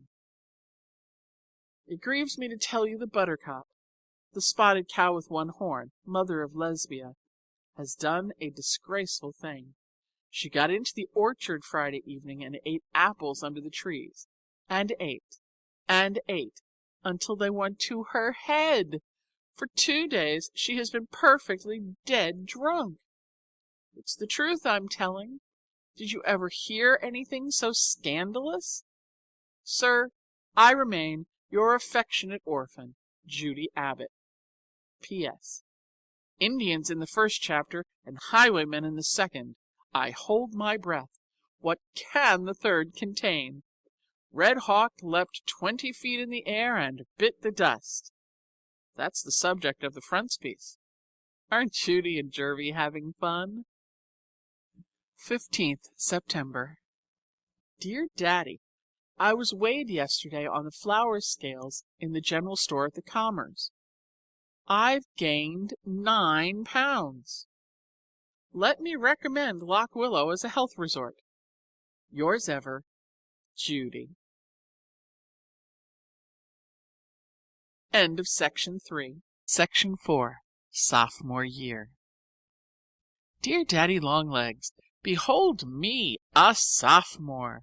I came up last Friday, sorry to leave Lock Willow, but glad to see the campus again. It is a pleasant sensation to come back to something familiar. I'm beginning to feel at home in college and in command of the situation. I'm beginning, in fact, to feel at home in the world, as though I really belonged to it and not just crept in on sufferance. I don't suppose you understand in the least what I'm trying to say. A person important enough to be a trustee can't appreciate the feelings of a person unimportant enough to be a foundling. And now, Daddy, listen to this. Whom do you think I am rooming with? Sallie McBride and Julia Rutledge Pendleton. It's the truth. We have a study and 3 little bedrooms. Voila! Sallie and I decided last spring that we should like to room together, and Julia made up her mind to stay with Sallie. Why, I can't imagine, for they're not a bit alike. But the Pendletons are naturally conservative and inimical. Fine word, huh? To change. Anyway, here we are. Think of Jerusha Abbott, late of the John Grier Home for Orphans, rooming with a Pendleton. This is a democratic country. Sallie's running for class president, and unless all signs fail, she's going to be elected. Such an atmosphere of intrigue. You should see what politicians we are. Oh, I tell you, Daddy, when we women get our rights, you men will have to look alive in order to keep yours. Election comes next Saturday, and we're going to have a torchlight procession in the evening, no matter who wins. I am beginning chemistry. A most unusual study. I've never seen anything like it before. Molecules and atoms are the material employed. But I'll be in a position to discuss them more definitely next month. I'm also taking argumentation and logic, also history of the whole world, also plays of William Shakespeare, also French. If this keeps up many years longer, I shall become quite intelligent. I should rather have elected economics than French, but I didn't dare, because I was afraid that unless I re-elected French, the professor would not let me pass. As it was, I just managed to squeeze through the June examination. But I will say that my high school preparation was not very adequate. There's one girl in the class who chatters away in French as fast as she does in English. She went abroad with her parents when she was a child and spent 3 years in a convent school. You can imagine how bright she is compared with the rest of us. Irregular verbs are mere playthings. I wish my parents had chucked me into a French convent when I was little instead of a foundling asylum. Oh, no, I don't either, no, because then maybe I should never have known you. I'd rather know you than French. Goodbye, Daddy. I must call on Harriet Martin now, and, having discussed the chemical situation, casually drop a few thoughts on the subject of our next president. Yours in politics, J. Abbott. 17th October. Dear Daddy Longlegs, supposing the swimming tank in the gymnasium were filled full of lemon jelly, could a person trying to swim manage to keep on top, or would he sink? We were having lemon jelly for dessert when the question came up. We discussed it heatedly for half an hour, and it's still unsettled. Sallie thinks she could swim in it, but I am perfectly sure that the best swimmer in the world would sink. Wouldn't it be funny to be drowned in lemon jelly? Two other problems are engaging the attention of our table. First, what shape are the rooms in an octagon house? Some of the girls insist that they're square, but I think they'd have to be shaped like a piece of pie, don't you? Second, suppose there were a great big hollow sphere made of looking glass, and you were sitting inside. Where would it stop reflecting your face and begin reflecting your back? The more one thinks about this problem, the more puzzling it becomes. You can see with what deep philosophical reflection we engage our leisure. Did I ever tell you about the election? It happened 3 weeks ago, but so fast do we live that 3 weeks is ancient history. Sally was elected, and we had a torchlight parade with transparencies saying McBride forever, and a band consisting of 14 pieces, 3 mouth organs and 11 combs.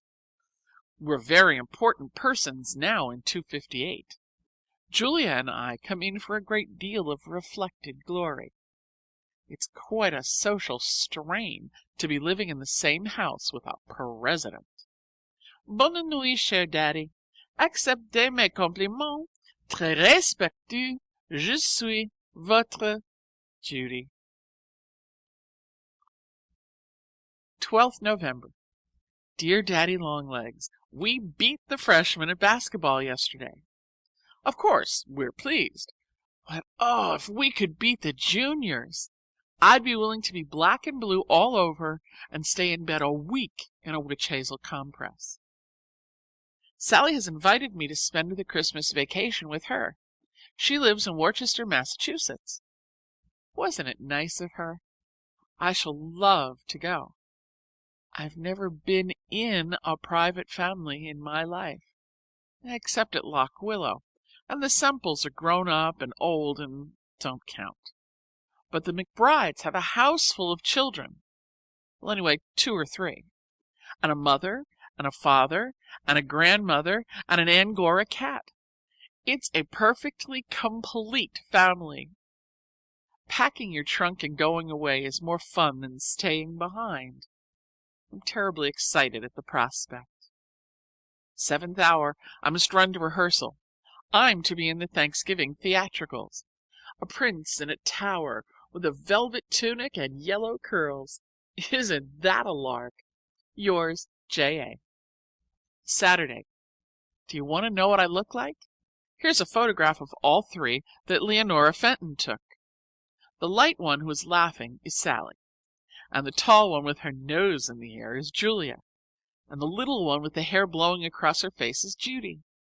She is really more beautiful than that, but the sun was in her eyes. Stone Gate, Worcester, Mass., 31st December. Dear Daddy Longlegs, I meant to write to you before and thank you for your Christmas check, but life in the McBride household is very absorbing, and I don't seem to be able to find 2 consecutive minutes to spend at a desk. I bought a new gown, one that I didn't need but just wanted. My Christmas present this year is from Daddy Longlegs. My family just sent love. I've been having the most beautiful vacation visiting Sally. She lives in a big, old-fashioned brick house with white trimmings set back from the street. Exactly the kind of house I used to look at so curiously when I was in the John Grier home. I wonder what it could be like inside. I never expected to see with my own eyes, but here I am. Everything is so comfortable and restful and homelike. I walk from room to room and drink in the furnishings. It is the most perfect house for children to be brought up in, with shadowy nooks for hide and seek, and open fireplaces for popcorn, and an attic to romp in on rainy days, and slippery banisters with a comfortable flat knob at the bottom, and a great big sunny kitchen, and a nice fat sunny cook who has lived in the family 13 years and always saves out a piece of dough for the children to bake.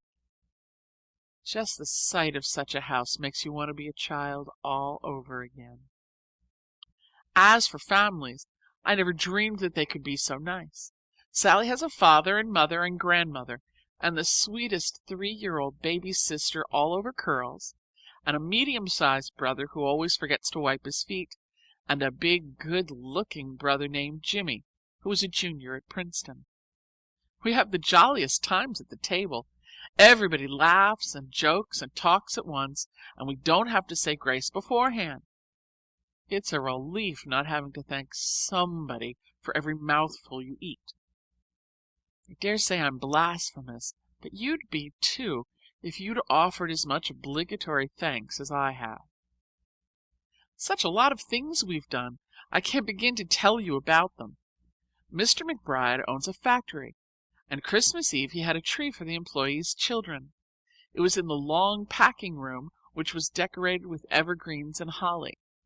Jimmy McBride was dressed as Santa Claus, and Sally and I helped him distribute the presents. Dear me, Daddy, but it was a funny sensation. I felt as benevolent as a trustee at the John Grier Home. I kissed one sweet, sticky little boy, but I don't think I patted any of them on the head. And 2 days after Christmas, they gave a dance at their own house for me. It was the first really true ball I had ever attended. College doesn't count where we dance with girls. I had a new white evening gown, your Christmas present, many thanks, and long white gloves and white satin slippers. The only drawback to my perfect, utter, absolute happiness was the fact that Mrs. Lippett couldn't see me leading the cotillion with Jimmy McBride. Tell her about it, please, the next time you visit the JGH. Yours ever, Judy Abbott. P.S. Would you be terribly displeased, Daddy, if I didn't turn out to be a great author after all, but just a plain girl? 6:30 Saturday. Dear Daddy, we started to walk to town today, but mercy how it poured. I like winter to be winter with snow instead of rain. Julia's desirable uncle called again this afternoon and brought a 5-pound box of chocolates. There are advantages, you see, about rooming with Julia. Our innocent prattle appeared to amuse him, and he waited for a later train in order to take tea in the study. We had an awful lot of trouble getting permission. It's hard enough entertaining fathers and grandfathers, but uncles are a step worse, and as for brothers and cousins, they are next to impossible. Julia had to swear that he was her uncle before a notary public, and then have the county clerk's certificate attached. Don't I know a lot of law? And even then I doubt if we could have had our tea if the dean had chanced to see how youngish and good-looking Uncle Jervis is. Anyway, we had it, with brown bread Swiss cheese sandwiches. He helped make them, and then ate 4. I told him that I had spent last summer at Lock Willow, and we had a beautiful gossipy time about the Semples, and the horses, and cows, and chickens. All the horses that he used to know are dead, except Grover, who was a baby colt at the time of his last visit. And poor Grove now is so old he can just limp about the pasture. He asked if they still kept doughnuts in a yellow crock with a blue plate over it on the bottom shelf of the pantry, and they do. He wanted to know if there was still a woodchuck's hole under the pile of rocks in the night pasture. And there is. Amasai caught a big, fat, gray one there this summer, the 25th great-grandson of the one Master Jervis caught when he was a little boy. I called him Master Jervy to his face, but he didn't appear to be insulted. Julia says she's never seen him so amiable. He's usually pretty unapproachable. But Julia hasn't a bit of tact, and men, I find, require a great deal. They purr if you rub them the right way, and spit if you don't. That isn't a very elegant metaphor. I meant it figuratively. We're reading Marie Bashkirtseff's journal. Isn't it amazing? Listen to this. Last night I was seized by a fit of despair that found utterance in moans, and that finally drove me to throw the dining room clock into the sea. It makes me almost hope I'm not a genius. They must be very wearing to have about, and awfully destructive to the furniture. Mercy, how it keeps pouring! We shall have to swim to chapel tonight. Yours ever, Judy. 20th January. Dear Daddy Longlegs, did you ever have a sweet baby girl who was stolen from the cradle in infancy? Maybe I am she. If we were in a novel, that would be the denouement, wouldn't it? It's really awfully queer not to know what one is. Sort of exciting and romantic. There are such a lot of possibilities. Maybe I'm not American. Lots of people aren't. I may be straight descended from the ancient Romans, or I may be a Viking's daughter, or I may be the child of a Russian exile, and belong by rights in a Siberian prison. Or maybe I'm a gypsy. I think perhaps I am. I have a very wandering spirit, though I haven't as yet had much chance to develop it. Do you know about that one scandalous blot in my career, the time I ran away from the asylum because they punished me for stealing cookies? It's down in the books, free for any trustee to read. But really, Daddy, what could you expect when you put a hungry little 9-year-old girl in the pantry scouring knives, with the cookie jar at her elbow, and go off and leave her alone, then suddenly pop in again? Wouldn't you expect to find her a bit crummy? And then when you jerk her by the elbow and box her ears and make her leave the table when the pudding comes and tell all the other children that it's because she's a thief, wouldn't you expect her to run away? I only ran 4 miles.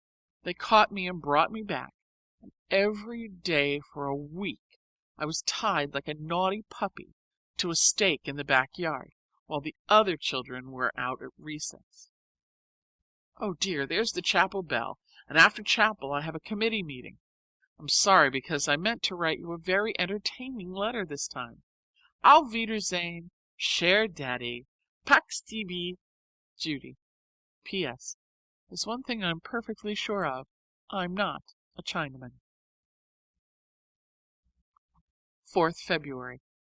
Dear Daddy Longlegs, Jimmy McBride has sent me a Princeton banner as big as one end of the room. I am very grateful to him for remembering me, but I don't know what on earth to do with it. Sally and Julia won't let me hang it up. Our room this year is furnished in red, and you can imagine what an effect we'd have if I had it orange and black. But it's such nice, warm, thick felt, I hate to waste it. Would it be very improper to have it made into a bathrobe? My old one shrank when it was washed. I've entirely omitted of late telling you what I'm learning. But though you might not imagine it from my letters, my time is exclusively occupied with study. It's such a very bewildering matter to get educated in 5 branches at once. The test of true scholarship, says chemistry professor, is a painstaking passion for detail. Be careful not to keep your eyes glued to detail, says history professor. Stand far enough away to get a perspective of the whole. You can see with what nicety we have to trim our sails between chemistry and history. I like the historical method best. If I say that William the Conqueror came over in 1492 and Columbus discovered America in 1100 or 1066 or whenever it was, that's a mere detail that the professor overlooks. It gives a feeling of security and restfulness to the history recitation that is entirely lacking in chemistry. 6th hour bell. I must go to the laboratory and look into a little matter of acids and salts and alkali. I've burned a hole as big as a plate in the front of my chemistry apron with hydrochloric acid. If the theory worked, I ought to be able to neutralize that hole with good strong ammonia, oughtn't I? Examinations next week, but who's afraid? Yours ever, Judy. 5th March. Dear Daddy Longlegs, there is a March wind blowing, and the sky is filled with heavy black moving clouds. The crows in the pine trees are making such a clamor. It's an intoxicating, exhilarating, calling noise. You want to close your books and be off over the hills to race with the wind. We had a paper chase last Saturday over 5 miles of squashy cross country.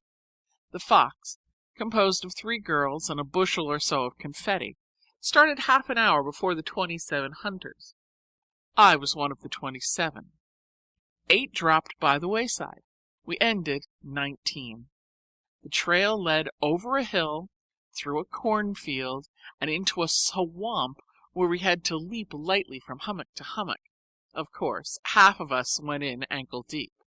We kept losing the trail, and we wasted 25 minutes over that swamp. Then up a hill through some woods, and in at a barn window. The barn doors were all locked, and the window was up high and pretty small. I don't call that fair, do you? But we didn't go through. We circumnavigated the barn and picked up the trail where it issued by way of a low shed roof onto the top of a fence. The fox thought he had us there, but we fooled him. Then straight away over 2 miles of rolling meadow, and awfully hard to follow, for the confetti was getting sparse. The rule is that it must be at most 6 feet apart, but they were the longest 6 feet I ever saw. Finally, after 2 hours of steady trotting, we tracked Monsieur Fox into the kitchen of Crystal Spring. That's a farm where the girls go in bobsleds and hay wagons for chicken and waffle suppers. And we found the 3 foxes placidly eating milk and honey and biscuits. They hadn't thought we would get that far. They were expecting us to stick in the barn window. Both sides insisted they had won. I think we did, don't you? Because we caught them before they got back to campus. Anyway, all 19 of us settled like locusts over the furniture and clamored for honey.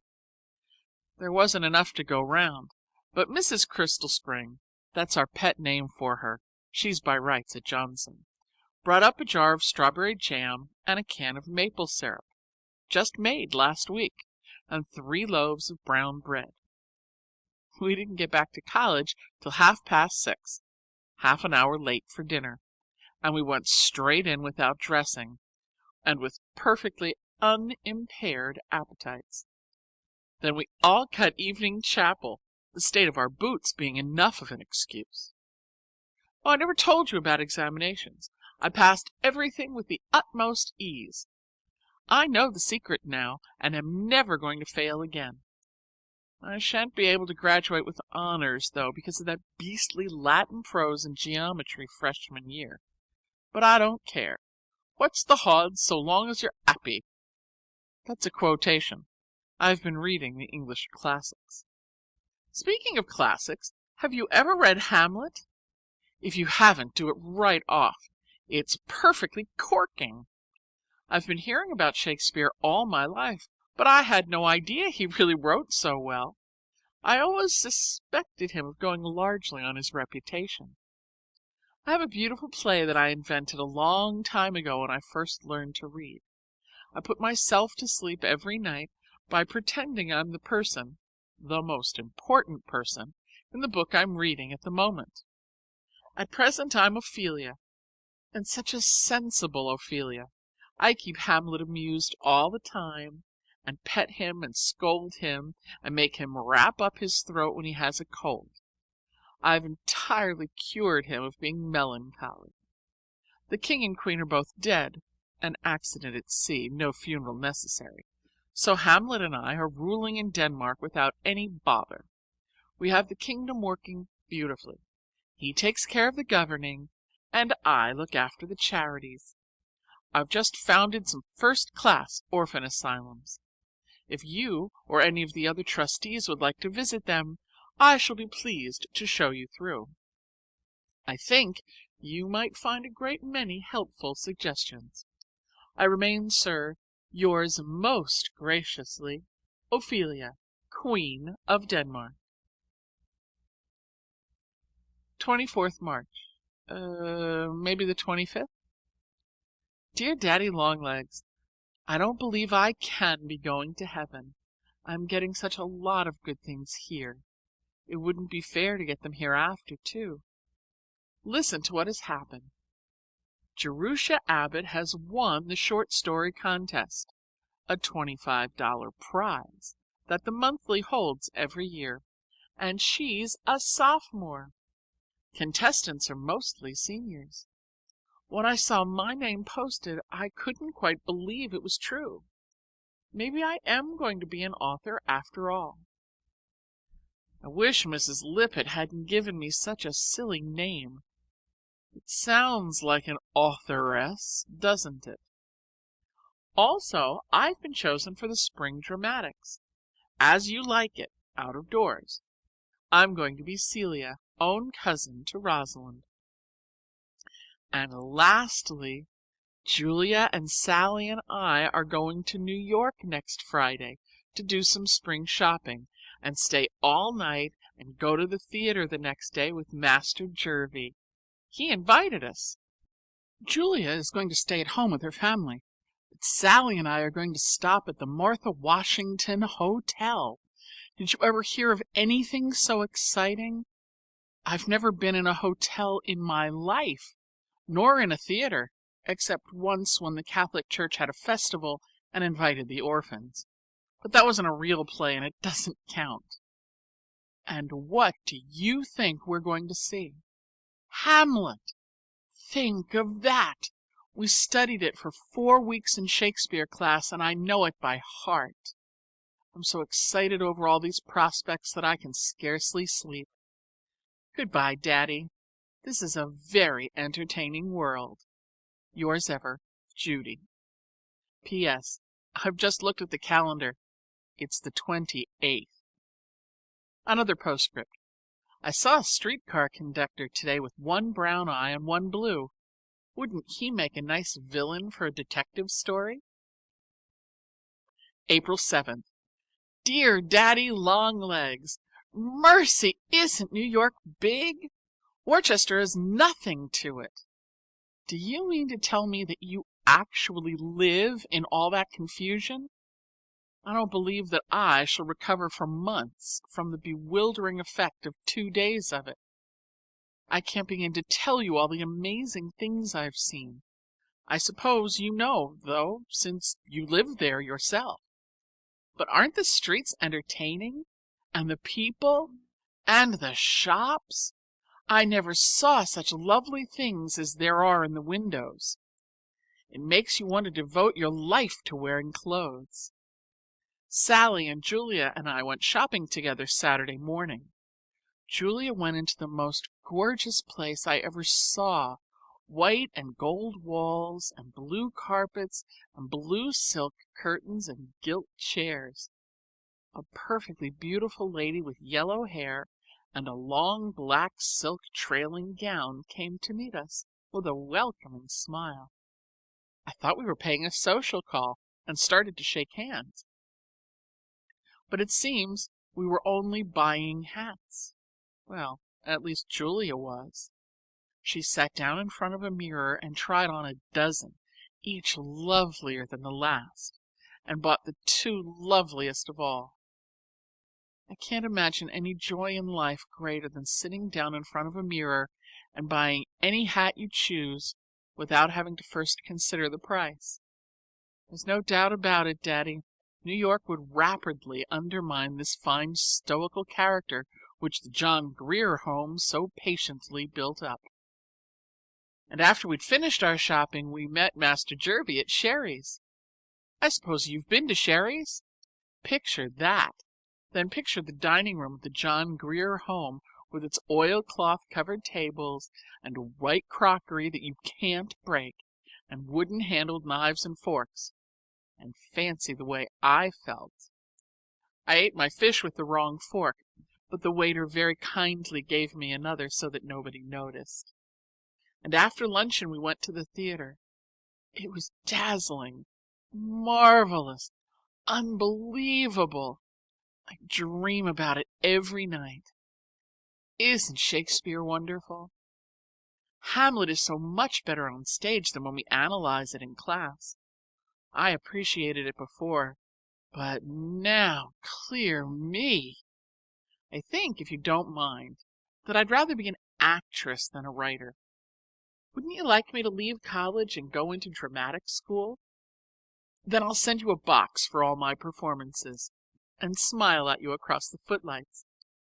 Only wear a red rose in your buttonhole, please, so I'll surely smile at the right man. It would be an awfully embarrassing mistake if I picked out the wrong one. We came back Saturday night and had our dinner on the train, at little tables with pink lamps and Negro waiters. I never heard of meals being served in trains before, and I inadvertently said so. "Where on earth were you brought up?" said Julia to me. "In a village," I said meekly to Julia. "But didn't you ever travel?" she said to me. "Not till I came to college, and then it was only 160 miles and we didn't eat," I said to her. She's getting quite interested in me because I say such funny things. I try hard not to, but they do pop out when I'm surprised, and I'm surprised most of the time. It's a dizzying experience, Daddy, to pass 18 years in the John Grier home and then suddenly be plunged into the world. But I'm getting acclimated. I don't make such awful mistakes as I did, and I don't feel uncomfortable anymore with the other girls. I used to squirm whenever people looked at me.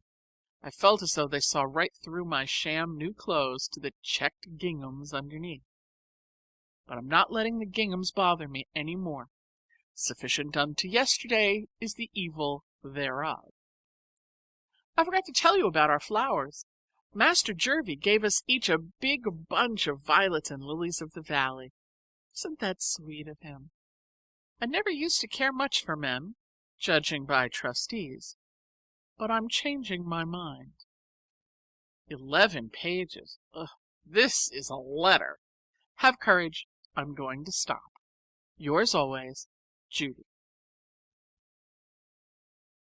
April 10th. Dear Mr. Richman, here's your check for $50. Thank you very much, but I do not feel that I can keep it. My allowance is sufficient to afford all the hats that I need.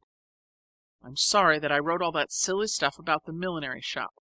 It's just that I had never seen anything like it before. However, I wasn't begging, and I would rather not accept any more charity than I have to. Sincerely yours, Jerusha Abbott. 11th April.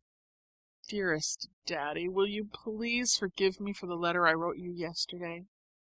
After I posted I was sorry and tried to get it back, but that beastly mail clerk wouldn't give it back to me. It's the middle of the night now, and I've been awake for hours, thinking what a worm I am, what a 1,000-legged worm. And that's the worst I can say. I've closed the door very softly into the study so as not to wake Julia and Sally, and I'm sitting up in bed writing to you on paper torn out of my history notebook. Just wanted to tell you that I am sorry. I was so impolite about your check. I know you meant it kindly, and I think you're an old dear to take so much trouble for such a silly thing as a hat. I ought to have returned it very much more graciously. But in any case, I had to return it. It's different with me than other girls. They can take things naturally from people. They have fathers and brothers and aunts and uncles. But I can't be on any such relations with anyone.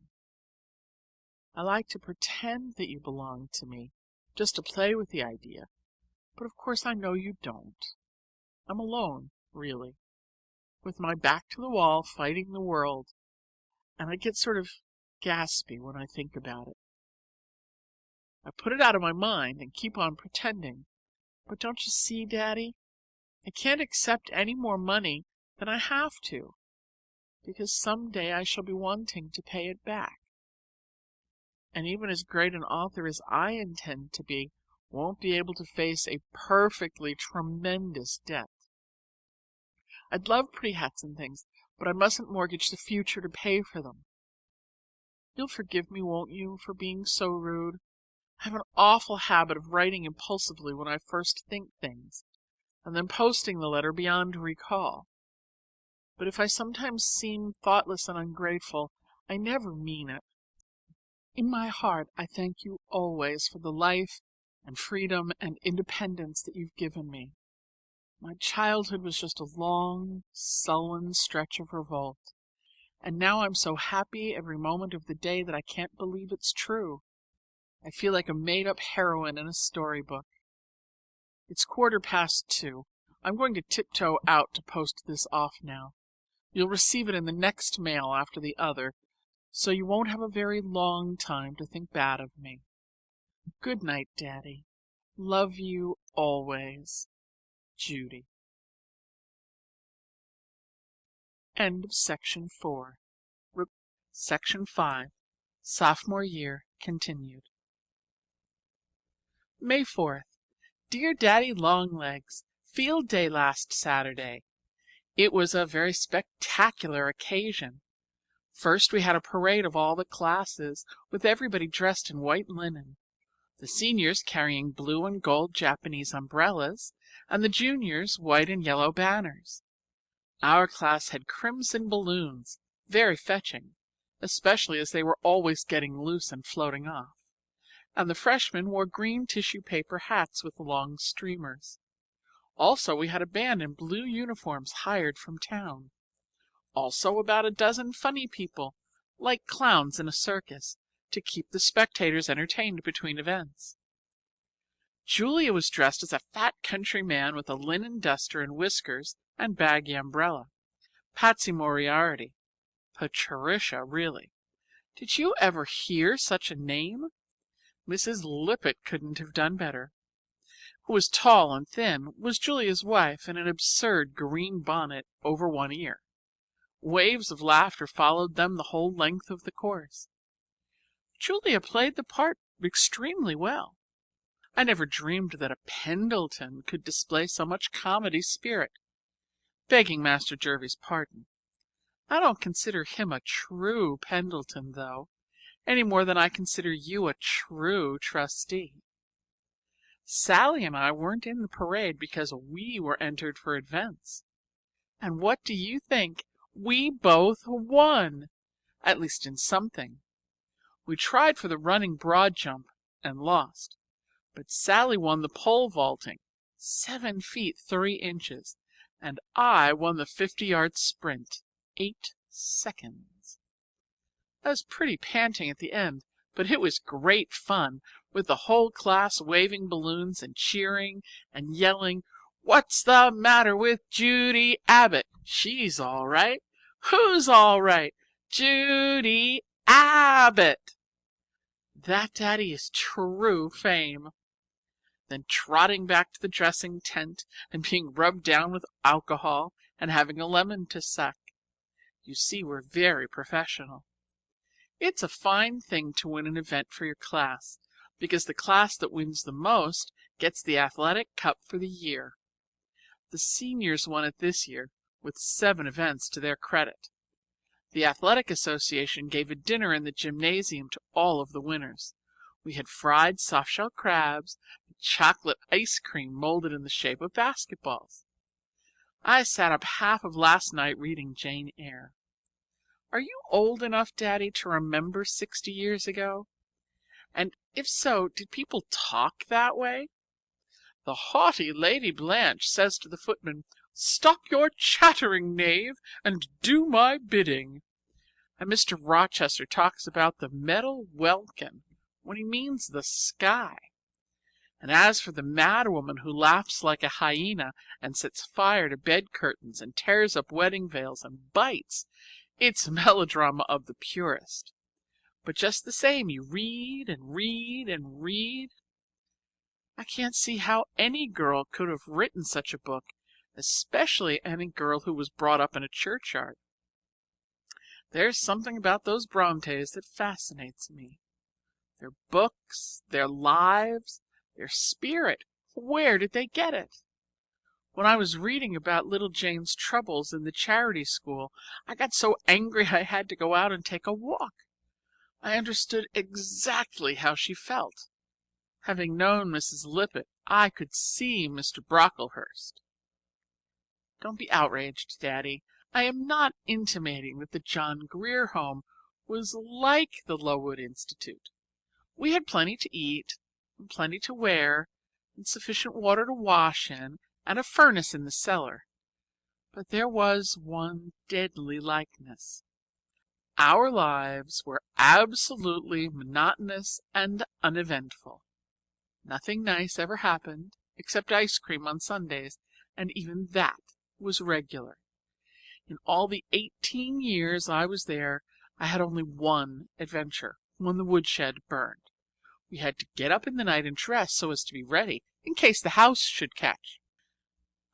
But it didn't, and we went back to bed. Everyone likes a few surprises, and it's a perfectly natural human craving, but I never had one until Mrs. Lippett called me to the office to tell me that Mr. John Smith was going to send me to college. And then she broke the news so gradually that it just barely shocked me. You know, Daddy, I think that the most necessary quality for any person to have is imagination. It makes people able to put themselves in other people's places. It makes them kind and sympathetic and understanding. It ought to be cultivated in children. But the John Grier Home instantly stamps out the slightest flicker that appeared. Duty was the one quality that was encouraged. I don't think children ought to know the meaning of the word. It's odious, detestable. They ought to do everything from love. Wait till you see the orphan asylum that I'm going to be the head of. It's my favorite play at night before I go to sleep. I plan it out to the littlest detail.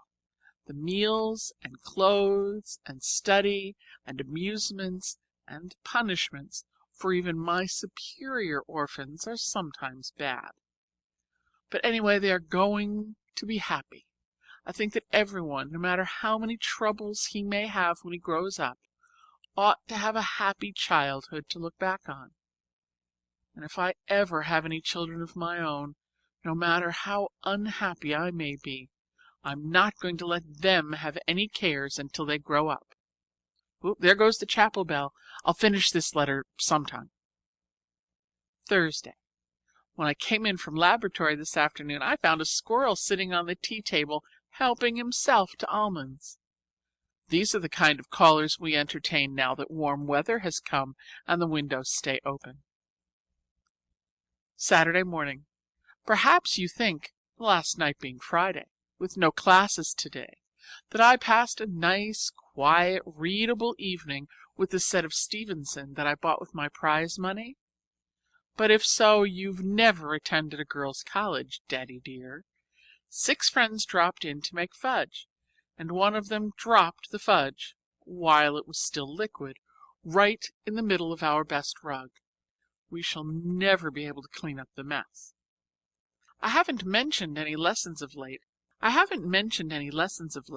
but we are still having them every day. It's sort of a relief, though, to get away from them and discuss life in the large. Rather one-sided discussions that you and I hold, but that's your own fault.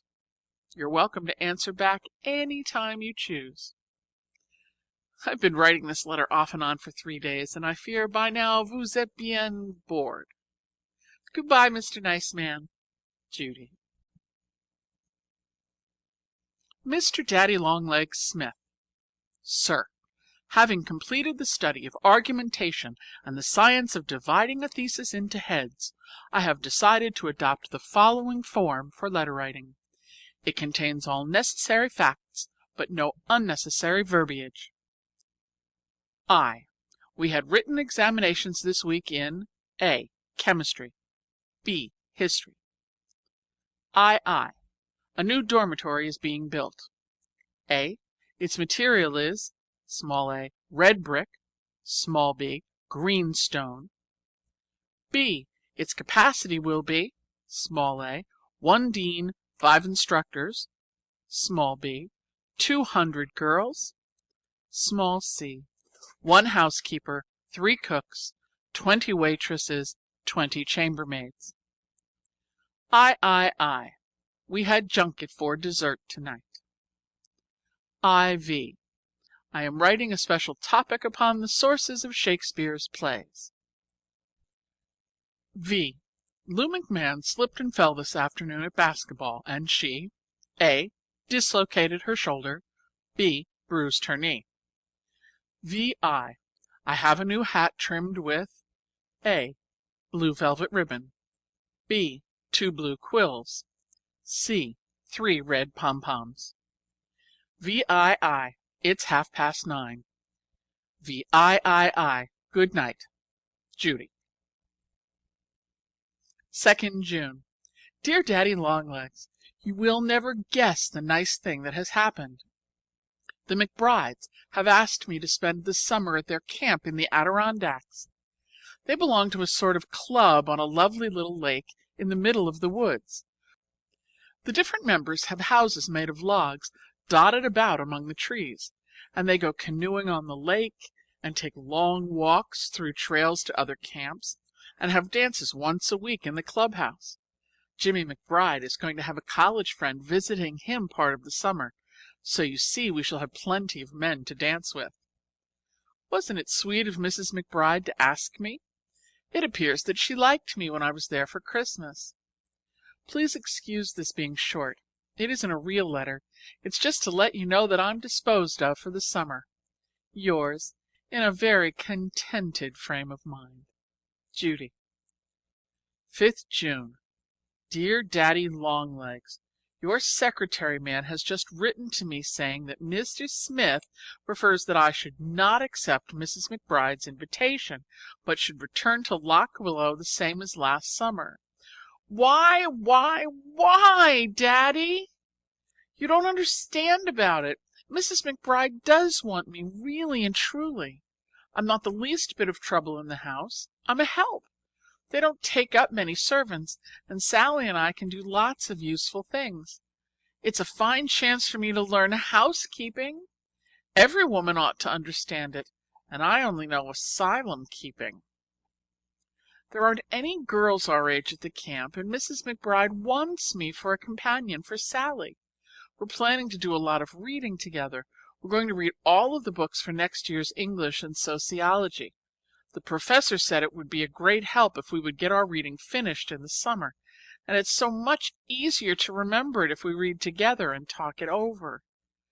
Just to live in the same house with Sally's mother is an education. She's the most interesting, entertaining, companionable, charming woman in the world. She knows everything. Think how many summers I've spent with Mrs. Lippett, and how I'll appreciate the contrast. You needn't be afraid that I'll be crowding them, for their house is made of rubber. When they have a lot of company, they just sprinkle tents about in the woods and turn the boys outside. It's going to be such a nice, healthy summer, exercising out of doors every minute.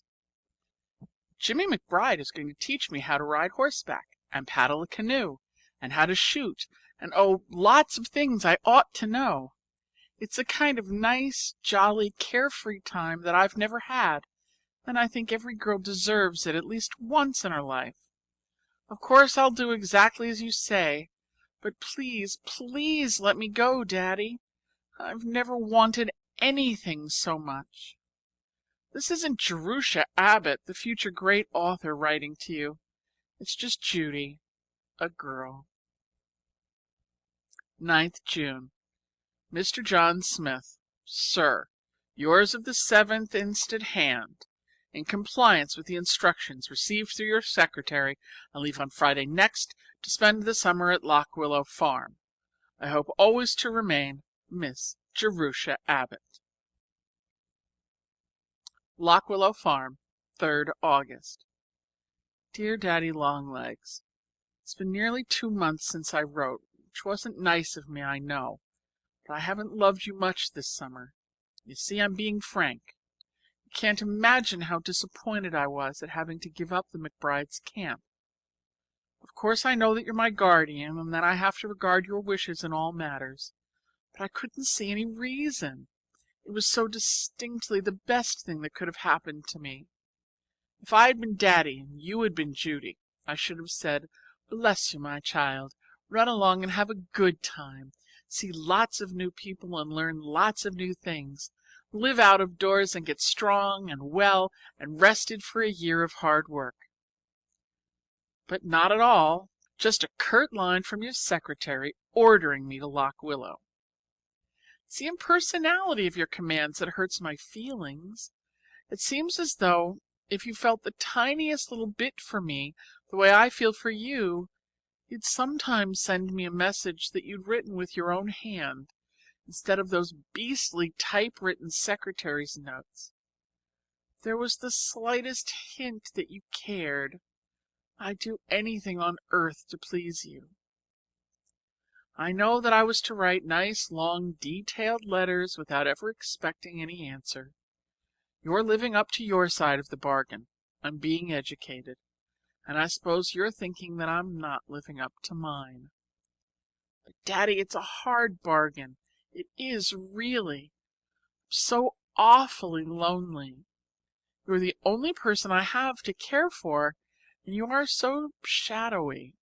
You're just an imaginary man that I've made up, and probably the real you isn't a bit like my imaginary you. But you did once, when I was ill in the infirmary, send me a message, and now, when I'm feeling awfully forgotten, I get out your card and read it over. I don't think I'm telling you at all what I started to say, which was this. Although my feelings are still hurt, for it's very humiliating to be picked up and moved about by an arbitrary, peremptory, unreasonable, omnipotent, invisible providence, still, when a man has been as kind and generous and thoughtful as you've heretofore been towards me, I suppose he has a right to be arbitrary, peremptory, unreasonable, invisible providence all he chooses, and so I'll forgive you and be cheerful again. But I still don't enjoy getting Sally's letters about the good times they're having at camp. However, we will draw a veil over that and begin again. I've been writing and writing this summer, 4 short stories finished and sent to 4 different magazines. So you see, I'm trying to be an author. I have a workroom fixed in a corner of the attic where Master Jervie used to have his rainy day playroom.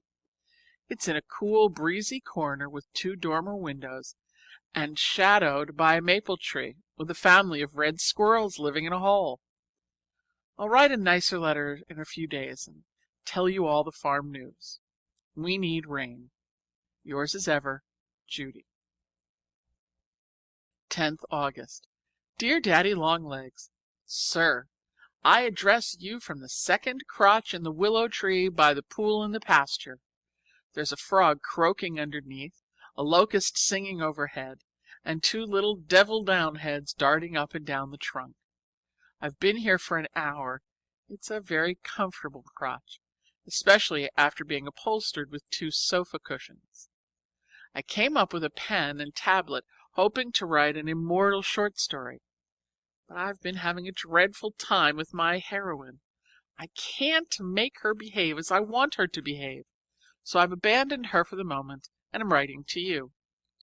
Not much relief, though, for I can't make you behave as I want you to either. If you were in that dreadful New York, I wish I could send you some of this lovely, breezy, sunshiny outlook. The country is heaven after a week of rain.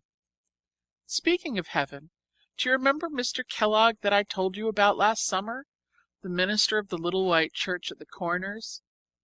Well, the poor old soul is dead, last winter of pneumonia. I went half a dozen times to hear him preach, and got very well acquainted with his theology. He believed to the end exactly the same things he started with. It seems to me that a man who can think straight along for 47 years without changing a single idea ought to be kept in a cabinet as a curiosity. I hope he's enjoying his harp and golden crown. He was so perfectly sure of finding them. There's a new young man, very consequential, in his place. The congregation is pretty dubious, especially the faction led by Deacon Cummings. It looks as though there was going to be an awful split in the church. We don't care for innovations in religion in this neighborhood. During our week of rain, I sat up in the attic and had an orgy of reading, Stevenson mostly. He himself is more entertaining than any of the characters in his books. I dare say he made himself into the kind of hero that would look well in print.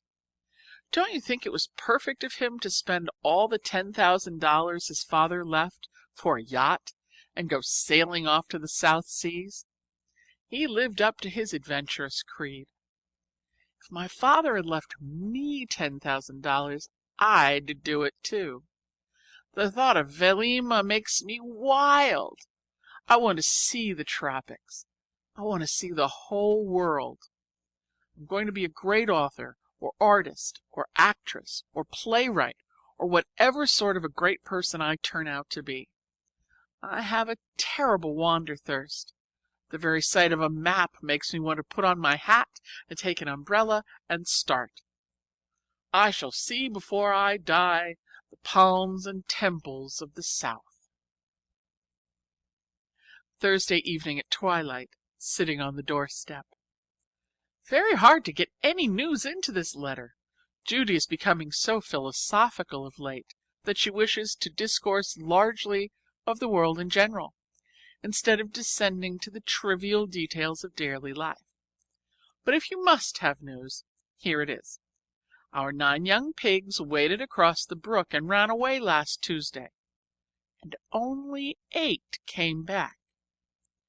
We don't want to accuse anyone unjustly, but we suspect that Widow Dowd has one more than she ought to have. Mr. Weaver has painted his barn and his 2 silos a bright pumpkin yellow, a very ugly color, but he says it will wear.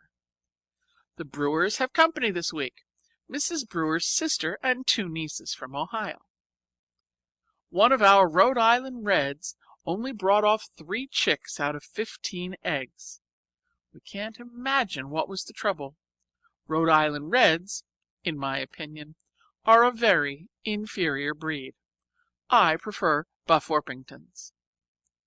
The new clerk in the post office at Bonnyrigg Four Corners drank every drop of Jamaica ginger that they had in stock, $7 worth, before he was discovered.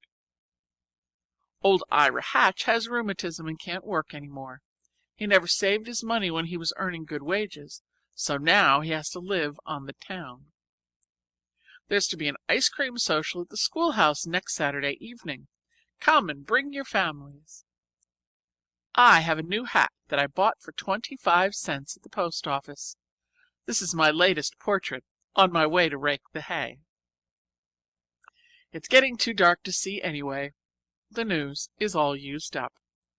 Good night, Judy. Friday. Good morning. Here is some news. What do you think? You'd never, never, never guess who's coming to Lock Willow. A letter to Mrs. Semple from Mr. Pendleton. He's motoring through the Berkshires and is tired and wants to rest on a nice quiet farm. If he climbs out at her doorstep some night, will she have a room ready for him? Maybe he'll stay 1 week, or maybe 2, or maybe 3. He'll see how restful it is when he gets here. Such a flutter as we are in. The whole house is being cleaned and all the curtains washed. I'm driving to the Corners this morning to get some new oilcloth for the entry and 2 cans of brown floor paint for the hall and back stairs. Mrs. Dowd is engaged to come tomorrow and wash the windows. In the exigency of the moment, we waive our suspicions in regard to the piglet. You might think from this account of our activities that the house was not already immaculate, but I assure you it was. Whatever Mrs. Semple's limitations, she is a housekeeper. But isn't it just like a man, Daddy? He doesn't give the remotest hint as to whether he will land on the doorstep today or 2 weeks from today. We shall live in a perpetual breathlessness until he comes, and if he doesn't hurry, the cleaning may all have to be done over again. There's Amasai waiting below with the buckboard and Grover. I drive alone, but if you could see old Grove, you wouldn't be worried as to my safety. With my hand on my heart, farewell, Judy. P.S. Isn't that a nice ending? I got it out of Stevenson's letters. Saturday. Good morning again. I didn't get this enveloped yesterday before the postman came, so I'll add some more. We have one mail a day at 12 o'clock. Rural delivery is a blessing to the farmers. Our postman not only delivers letters, but he runs errands for us in town at 5 cents an errand. Yesterday he brought me some shoestrings and a jar of cold cream. I sunburned all the skin off my nose before I got my new hat. And a blue Windsor tie and a bottle of blacking, all for 10 cents. That was an unusual bargain owing to the largeness of my order. Also, he tells us what is happening in the great world. Several people on the route take daily papers, and he reads them as he jogs along and repeats the news to the ones who don't subscribe. So in case war breaks out between the United States and Japan, or the president is assassinated, or Mr. Rockefeller leaves $1 million to the John Grier Home, you needn't bother to write. I'll hear it anyway. No sign yet of Master Jervie, but you should see how clean our house is, and with what anxiety we wipe our feet before we step in. I hope he'll come soon. I am longing for someone to talk to. Mrs. Semple, to tell you the truth, gets rather monotonous. She never lets ideas interrupt the easy flow of her conversation. It's a funny thing about the people here. Their world is just this single hilltop. They are not a bit universal, if you know what I mean. It's exactly the same as at the John Grier Home. Our ideas there were bounded by the 4 sides of the iron fence. Only I didn't mind it so much because I was younger and was so awfully busy. By the time I'd got all my beds made and my babies' faces washed and had gone to school and come home and had washed their faces again and darned their stockings and mended Freddie Perkins' trousers, he tore them every day of his life, and learned my lessons in between, I was ready to go to bed, and I didn't notice any lack of social intercourse. But after 2 years in a conversational college, I do miss it, and I shall be glad to see somebody who speaks my language. I really believe I've finished, Daddy. Nothing else occurs to me at the moment. I'll try to write a longer letter next time. Yours always, Judy. P.S. The lettuce hasn't done at all well this year. It was so dry early in the season. 25th August. Well, Daddy, Master Jervie's here, and such a nice time as we're having. At least I am, and I think he is too. He has been here 10 days, and he doesn't show any signs of going. The way Mrs. Semple pampers that man is scandalous. If she indulged him as much when he was a baby, I don't know how he ever turned out so well. He and I eat at a little table set on the side porch, or sometimes under the trees, or when it rains or is cold, in the best parlor. He just picks out the spot he wants to eat in, and Carrie trots after him with the table. Then, if it has been an awful nuisance, and she has had to carry the dishes very far, she finds $1 under the sugar bowl. He is an awfully companionable sort of man, though you would never believe it to see him casually. He looks at first glance like a true Pendleton, but he isn't in the least.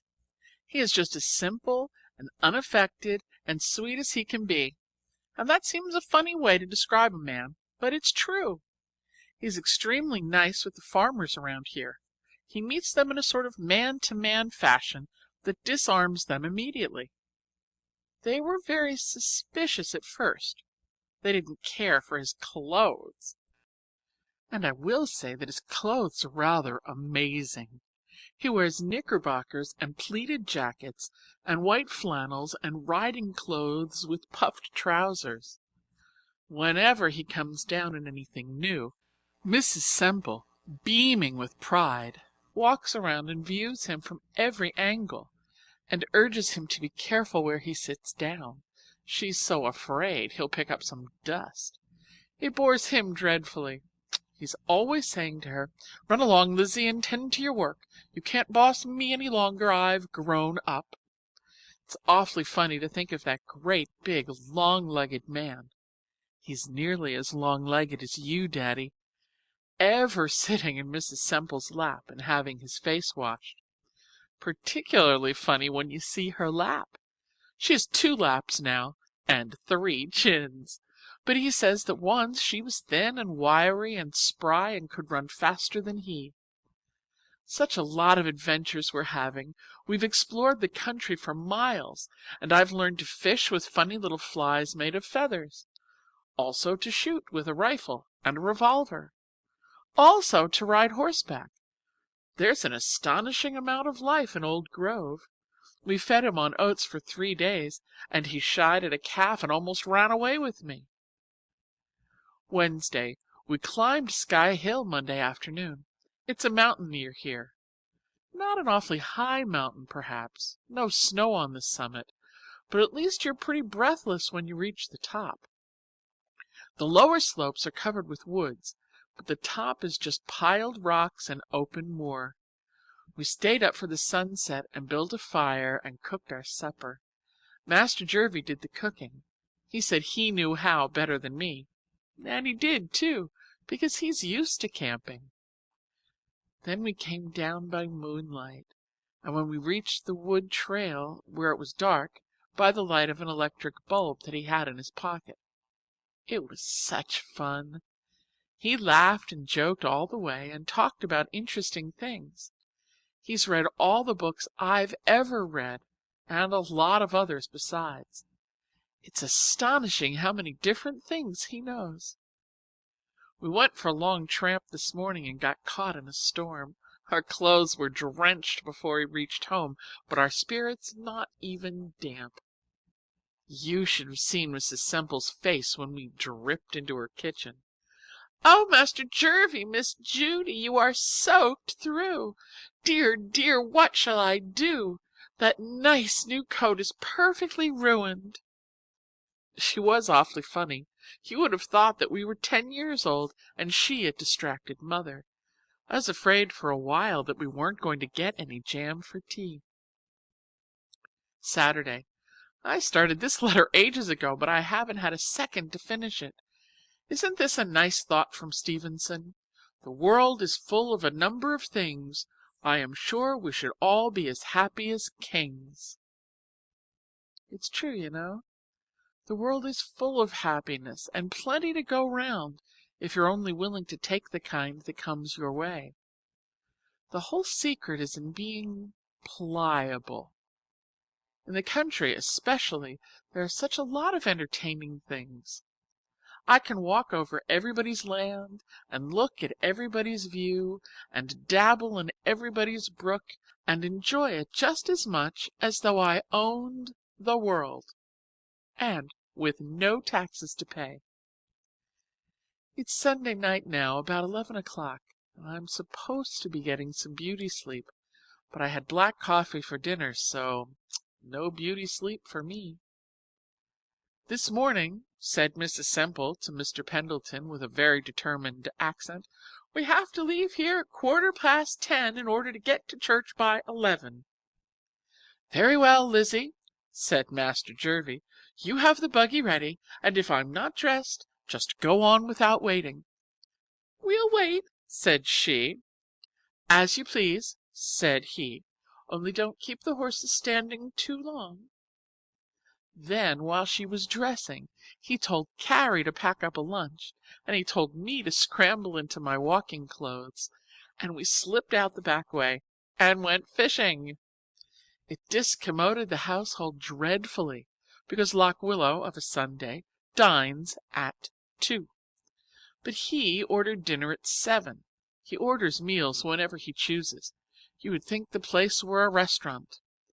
And that kept Carrie and Amasai from going driving. But he said it was all the better because it wasn't proper for them to go driving without a chaperone.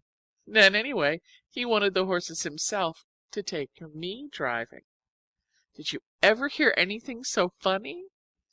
And poor Mrs. Semple believes that people who go fishing on Sundays go afterwards to a sizzling hot hell. She is awfully troubled to think that she didn't train him better when he was small and helpless and she had the chance. Besides, she wanted to show him off in church. Anyway, we had our fishing. He caught 4 little ones, and we cooked them on a campfire for lunch. They kept falling off our spiked sticks into the fire, so they tasted a little ashy, but we ate them. We got home at 4 and went driving at 5 and had dinner at 7, and at 10 I was sent to bed, and here I am writing to you. I am getting a little sleepy, though. Good night. Here is a picture of the one fish I caught. Ship ahoy, Captain Longlegs! Avast! Belay! Yo-ho-ho, and a bottle of rum! Guess what I'm reading? Our conversation these past 2 days has been nautical and piratical. Isn't Treasure Island fun? Did you ever read it? Or wasn't it written when you were a boy? Stevenson only got £30 for the serial rights. I don't believe it pays to be a great author. Maybe I'll be a school teacher. Excuse me for filling my letters so full of Stevenson. My mind is very much engaged with him at present.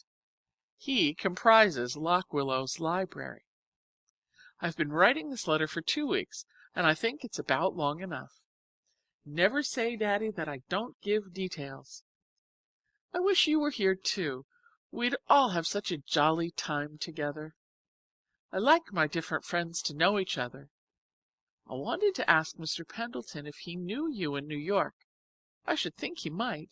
You must move in about the same exalted social circles, and you are both interested in reforms and things.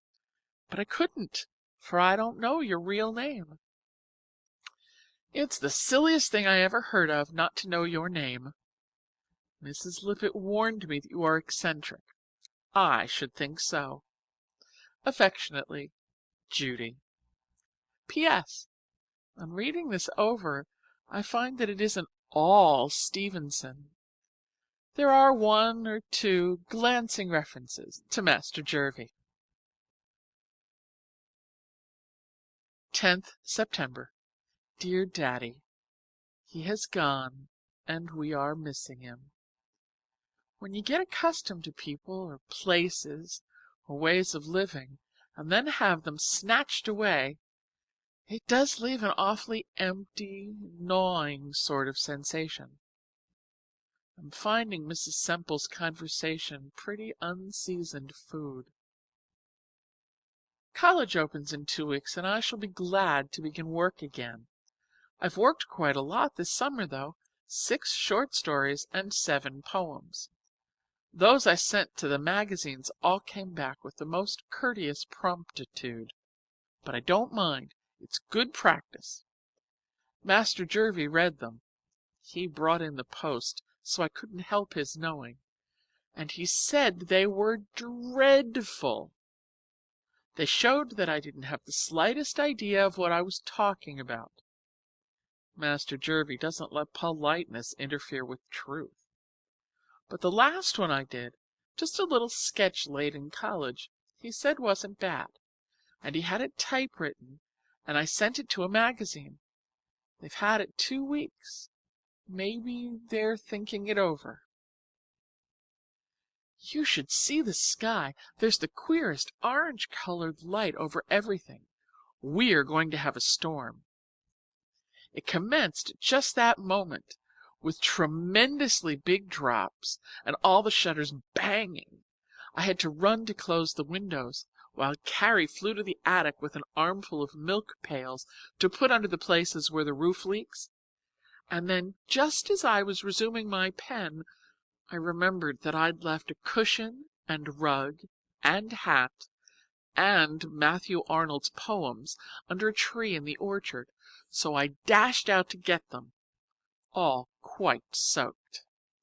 The red cover of the poems had run into the inside.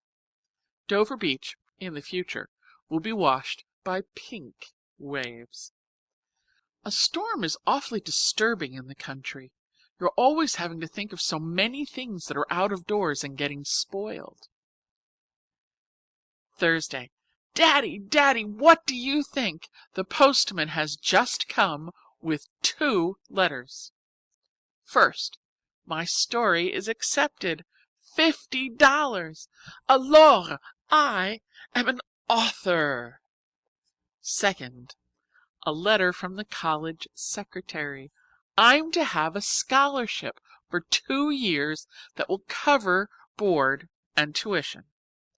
It was founded for marked proficiency in English with general excellency in other lines, and I've won it. I applied for it before I left, but I didn't have an idea I'd get it, on account of my freshman bad work in maths and Latin. But it seems I've made it up. I'm awfully glad, Daddy, because now I won't be such a burden to you. The monthly allowance will be all I'll need, and maybe I can earn that with writing or tutoring or something. I'm longing to be back and begin work. Yours ever, Jerusha Abbott, author of When the Sophomores Won the Game. For sale at all newsstands. Price 10 cents. End of Section 5. Section 6. Junior Year. 26th September. Dear Daddy Longlegs, back at college again and an upperclassman. Our study is better than ever this year. Faces the south with 2 huge windows, and oh, so furnished. Julia, with an unlimited allowance, arrived 2 days early and was attacked with a fever for settling. We have new wallpaper and oriental rugs and mahogany chairs.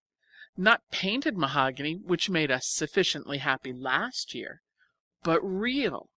It's very gorgeous, but I don't feel as though I belonged in it. I'm nervous all the time for fear I'll get an ink spot in the wrong place. And, Daddy, I found your letter waiting for me. Pardon, I mean your secretary's. Will you kindly convey to me a comprehensible reason why I should not accept that scholarship?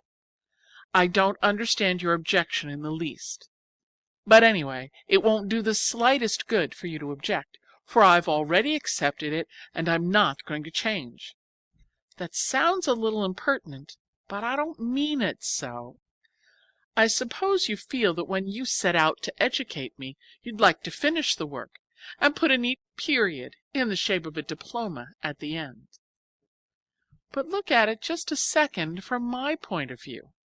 I shall owe my education to you just as much as though I let you pay for the whole of it, but I won't be quite so much indebted. I know you don't want me to return the money, but nevertheless I am going to want to do it if I possibly can, and winning this scholarship makes it so much easier. I was expecting to spend the rest of my life in paying my debts, but now I shall only have to spend 1/2 of the rest of it. I hope you understand my position and won't be cross. The allowance I shall still most gratefully accept. It requires an allowance to live up to Julia and her furniture. I wish that she had been reared to simpler tastes, or else that she were not my roommate. This isn't much of a letter. I meant to have written a lot, but I've been hemming 4 window curtains and 3 portieres.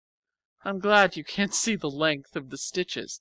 I'm polishing a brass desk set with tooth powder, very uphill work, and sawing off picture wire with manicure scissors, and unpacking 4 boxes of books, and putting away 2 trunkfuls of clothes.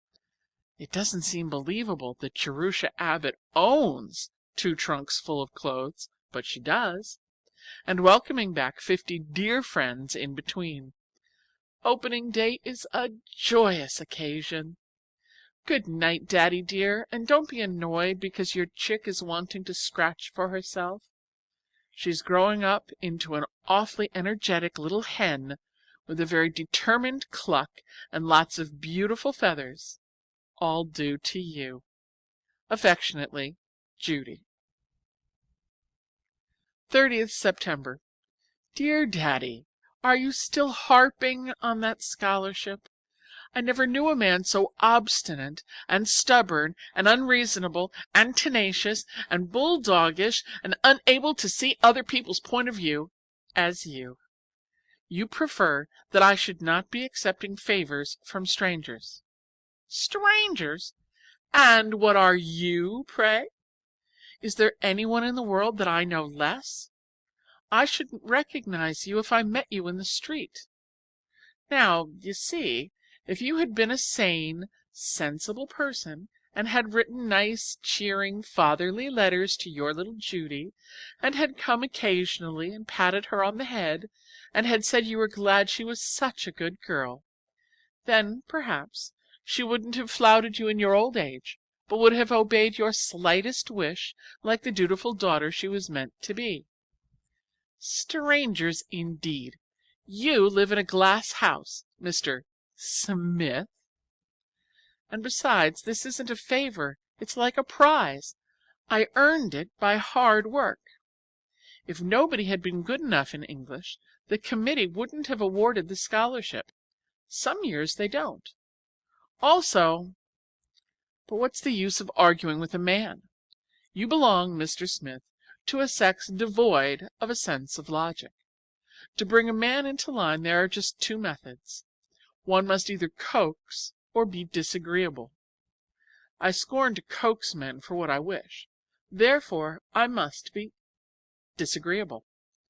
I refuse, sir, to give up the scholarship, and if you make any more fuss, I won't accept the monthly allowance either, but will wear myself into a nervous wreck tutoring stupid freshmen. That is my ultimatum. And listen, I have a further thought. Since you are so afraid that by taking this scholarship I am depriving someone else of an education, I know a way out.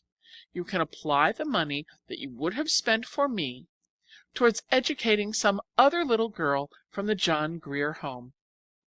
Don't you think that's a nice idea? Only, Daddy, educate the new girl as much as you choose. But please don't like her any better than me. I trust that your secretary won't be hurt because I pay so little attention to the suggestions offered in his letter. But I can't help it if he is. He's a spoiled child, Daddy. I've meekly given in to his whims before, but this time I intend to be firm. Yours, with a mind completely and irrevocably and world without end made up, Jerusha Abbott. 9th November. Dear Daddy Longlegs, I started downtown today to buy a bottle of shoe blacking and some collars and the material for a new blouse and a jar of violet cream and a cake of Castile soap, all very necessary. I couldn't be happy another day without them. And when I tried to pay the car fare, I found that I had left my purse in the pocket of my other coat, so I had to get out and take the next car and was late for gymnasium. It's a dreadful thing to have no memory and two coats. Julia Pendleton has invited me to visit her for the Christmas holidays. How does that strike you, Mr. Smith? Fancy Jerusha Abbott of the John Grier Home sitting at the tables of the rich. I don't know why Julia wants me. She seems to be getting quite attached to me of late. I should, to tell the truth, very much prefer going to Sally's, but Julia asked me first, so if I go anywhere it must be to New York instead of to Worcester. I'm rather awed at the prospect of meeting Pendletons en masse, and also I'd have to get a lot of new clothes. So, Daddy dear, if you write that you would prefer having me remain quietly at college, I will bow to your wishes with my usual sweet docility.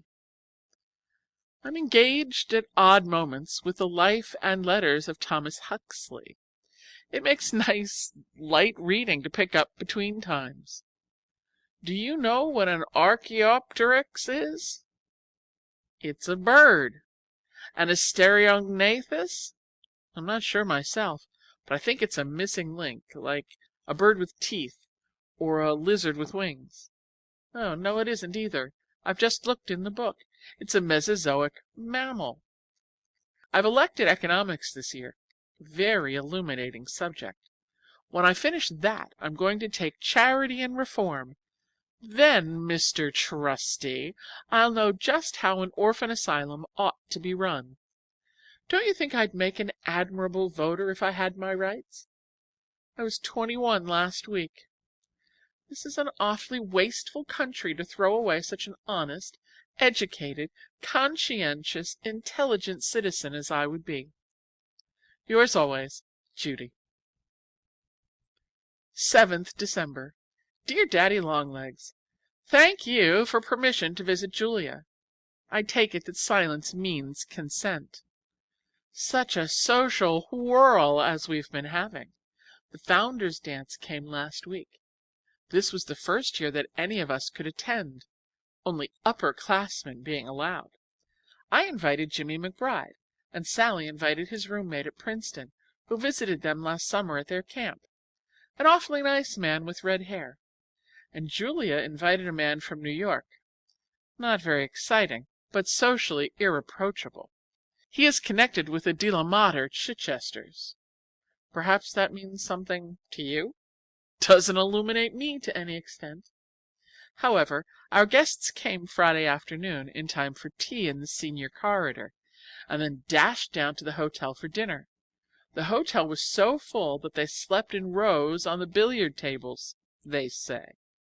Jimmy McBride says that the next time he is bidden to a social event in this college, he is going to bring one of their Adirondack tents and pitch it on the campus. At 7:30 they came back for the president's reception and dance. Our functions commence early. We had the men's cards all made out ahead of time, and after every dance we'd leave them in groups under the letter that stood for their names, so that they could be readily found by their next partners. Jimmy McBride, for example, would stand patiently under the M until he was claimed. At least he ought to have stood patiently, but he kept wandering off and getting mixed with R's and S's and all sorts of letters. I found him a very difficult guest.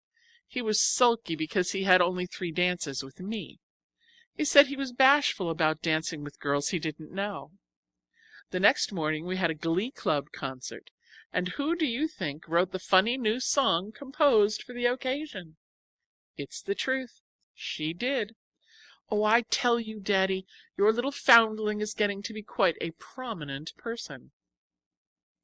Anyway, our gay 2 days were great fun, and I think the men enjoyed it. Some of them were awfully perturbed at first at the prospect of facing 1,000 girls, but they got acclimated very quickly. Our 2 Princeton men had a beautiful time. At least, they politely said they had, and they've invited us to their dance next spring. We've accepted, so please don't object, Daddy dear. Julia and Sally and I had our new dresses. Do you want to hear about them? Julie's was cream satin and gold embroidery, and she wore purple orchids. It was a dream and came from Paris and cost $1 million. Sally's was pale blue, trimmed with Persian embroidery, and went beautifully with red hair. It didn't cost quite $1 million, but was just as effective as Julia's. Mine was pale pink crêpe de chine trimmed with écru lace and rose satin, and I carried crimson roses which J. McGbee sent, Sally having told him what color to get. And we all had satin slippers and silk stockings and chiffon scarves to match. You must be deeply impressed by these millinery details. One can't help thinking, Daddy, What a colourless life a man is forced to lead, when one reflects that chiffon and Venetian point and hand embroidery and Irish crochet are to him merely empty words, whereas a woman, whether she is interested in babies or microbes or husbands or poetry or servants or parallelograms or gardens or Plato or bridge, is fundamentally and always interested in clothes. It's the one touch of nature that makes the whole world kin. That isn't original. I got it out of one of Shakespeare's plays. However, to resume, do you want me to tell you a secret that I've lately discovered? And will you promise not to think me vain? Then listen. I'm pretty. I am, really. I'd be an awful idiot not to know it with 3 looking-glasses in the room. A friend. P.S. This is one of those wicked anonymous letters you read about in novels. 20th December. Dear Daddy Longlegs, I've just a moment because I must attend 2 classes, pack a trunk and a suitcase, and catch the 4 o'clock train. But I couldn't go without sending a word to let you know how much I appreciate my Christmas box. I love the furs and the necklace and the Liberty scarf and the gloves and handkerchiefs and book and purse, and most of all I love you. But, Daddy, you have no business to spoil me this way. I'm only human, and a girl at that. How can I keep my mind sternly fixed on a studious career when you deflect me with such worldly frivolities? I have strong suspicions now as to which one of the John Grier trustees used to give the Christmas tree and the Sunday ice cream. He was nameless, but by his works I know him. You deserve to be happy for all the good things you do. Goodbye, and a very Merry Christmas. Yours always, Judy. P.S. I am sending a slight token, too. Do you think you would like her if you knew her? 11th January. I meant to write to you from the city, Daddy, but New York is an engrossing place. I had an interesting and illuminating time, but I'm glad I don't belong to such a family. I should truly rather have the John Grier home for a background. Whatever the drawbacks of my bringing up, there was at least no pretense about it. I know now what people mean when they say they are weighed down by things. The material atmosphere of that house was crushing. I didn't draw a deep breath until I was on an express train coming back. All the furniture was carved and upholstered and gorgeous. The people I met were beautifully dressed and low-voiced and well-bred. But it's the truth, Daddy. I never heard one word of real talk from the time we arrived until we left. I don't think an idea ever entered the front door. Mrs. Pendleton never thinks of anything but jewels and dressmakers and social engagements. She did seem a different kind of mother from Mrs. McBride.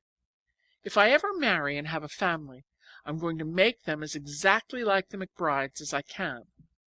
Not for all the money in the world would I ever let any children of mine develop into Pendletons. Maybe it isn't polite to criticize people you've been visiting. If it isn't, please excuse. This is very confidential between you and me. I only saw Master Jervie once when he called at tea time, and then I didn't have a chance to speak to him alone. It was really disappointing after our nice time last summer. I don't think he cares much for his relatives, and I'm sure they don't care much for him.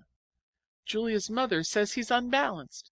He's a socialist, except, thank heaven, he doesn't let his hair grow and wear red ties. She can't imagine where he picked up his queer ideas, the family having been Church of England for generations. He throws away his money on every sort of crazy reform, instead of spending it on such sensible things as yachts and automobiles and polo ponies. He does buy candy with it, though. He sent Julia and me each a box for Christmas. You know, I think I'll be a socialist, too. You wouldn't mind, would you, Daddy? They're quite different from anarchists. They don't believe in blowing people up. Probably I am one by rights. I belong to the proletariat. I haven't determined yet just what kind I'm going to be. I will look into this subject over Sunday and declare my principles in my next. I've seen loads of theaters and hotels and beautiful houses. My mind is a confused jumble of onyx and gilding and mosaic floors and palms. I'm still pretty breathless, but I am glad to get back to college and my books. I believe that I really am a student. This atmosphere of academic calm I find more bracing than New York. College is a very satisfying sort of life. The books and study and regular classes keep you alive mentally. And then when your mind gets tired, you have the gymnasium and outdoor athletics, and always plenty of congenial friends who are thinking about the same things you are. We spend a whole evening in nothing but talk, talk, talk, and go to bed with a very uplifted feeling, as though we had settled permanently some pressing world problems. And filling in every crevice, there is always such a lot of nonsense, just silly jokes about the little things that come up, but very satisfying. We do appreciate our own witticisms. It isn't the great big pleasures that count the most. It's making a great deal out of the little ones. I've discovered the true secret of happiness, Daddy, and that is to live in the now, not to be forever regretting the past or anticipating the future, but to get the most that you can out of this very instant. It's like farming. You can have extensive farming and intensive farming. Well, I am going to have intensive living after this. I'm going to enjoy every second, and I'm going to know I'm enjoying it while I'm enjoying it. Most people don't live, they just race. They're trying to reach some goal far away on the horizon, and in the heat of the going they get so breathless and panting that they lose all sight of the beautiful, tranquil country they are passing through. And then the first thing they know, they're old and worn out, and it doesn't make any difference whether they've reached the goal or not. I've decided to sit down by the way and pile up a lot of little happinesses, even if I never become a great author. Did you ever know such a philosopheress as I'm developing into? Yours ever, Judy. P.S. It's raining cats and dogs tonight. 2 puppies and a kitten have just landed on the windowsill. Dear comrade, hooray! I'm a Fabian. That's a socialist who's willing to wait. We don't want the social revolution to come tomorrow morning. It would be too upsetting. We want it to come very gradually in the distant future, when we shall all be prepared and able to sustain the shock. In the meantime, we must be getting ready by instituting industrial, educational, and orphan asylum reforms. Yours with fraternal love, Judy. Monday, 3rd hour, 11th February. Dear D.L.L. Don't be insulted because this is so short. It isn't a letter. It's just a line to say that I'm going to write a letter pretty soon when examinations are over. It's not only necessary that I pass, but pass well. I have a scholarship to live up to. Yours, studying hard, J.A. End of Section 6. Section 7. Junior Year Continued. 5th March. Dear Daddy Longlegs, President Cuyler made a speech this evening about the modern generation being flippant and superficial. He says that we are losing the old ideals of earnest endeavor and true scholarship, and particularly is this falling off noticeable in our disrespectful attitude towards organized authority. We no longer pay a seemly deference to our superiors. I came away from chapel very sober. Am I too familiar, Daddy? Ought I to treat you with more dignity and aloofness? Yes, I'm sure I ought. I'll begin again. My dear Mr. Smith, you will be pleased to hear that I passed successfully my mid-year examinations and am now commencing work in the new semester. I am leaving chemistry, having completed the course in qualitative analysis, and am entering upon the study of biology. I approach this subject with some hesitation, as I understand that we dissect angleworms and frogs. An extremely interesting and valuable lecture was given in the chapel last week upon Roman remains in southern France. I have never listened to a more illuminating exposition of the subject. We are reading Wordsworth's Tintern Abbey in connection with our course in English literature. What an exquisite work it is, and how adequately it embodies his conceptions of pantheism. The romantic movement of the early part of the last century, exemplified in the works of such poets as Shelley, Byron, Keats, and Wordsworth, appeals to me very much more than the classical period that preceded it. Speaking of poetry, have you ever read that charming little thing of Tennyson's called Locksley Hall? Oh, I am attending gymnasium very regularly of late. A proctor system has been devised, and failure to comply with the rules causes a great deal of inconvenience. The gymnasium is equipped with a very beautiful swimming tank of cement and marble, the gift of a former graduate. My roommate, Miss McBride, has given me her bathing suit. It shrank so that she can no longer wear it, and I am about to begin swimming lessons. We had delicious pink ice cream for dessert last night. Only vegetable dyes are used in coloring the food. The college is very much opposed, both from aesthetic and hygienic motives, to the use of aniline dyes. The weather of late has been ideal, bright sunshine and clouds interspersed with a few welcome snowstorms.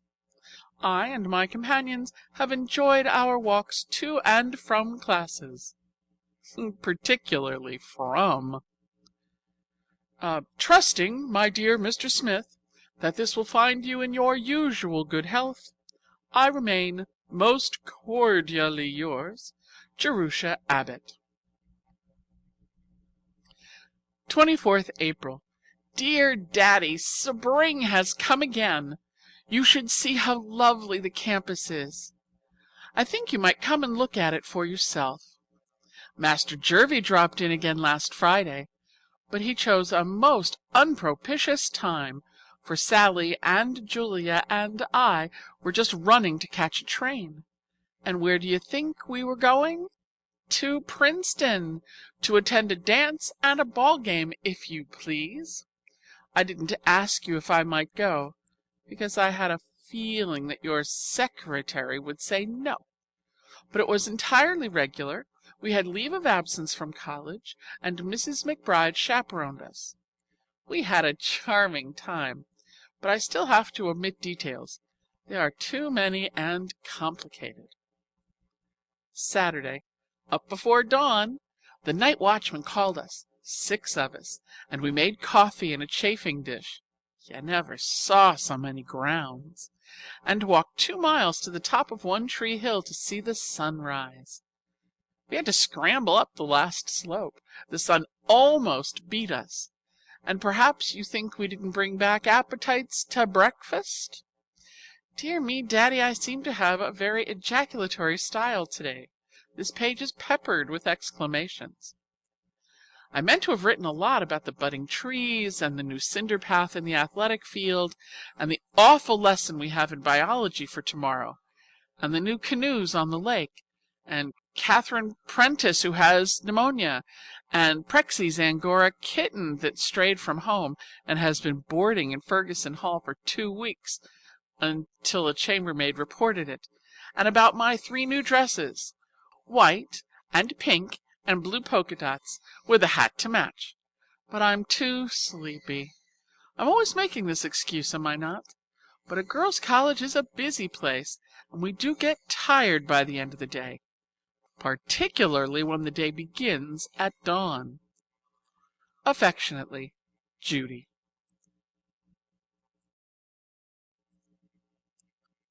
15th May.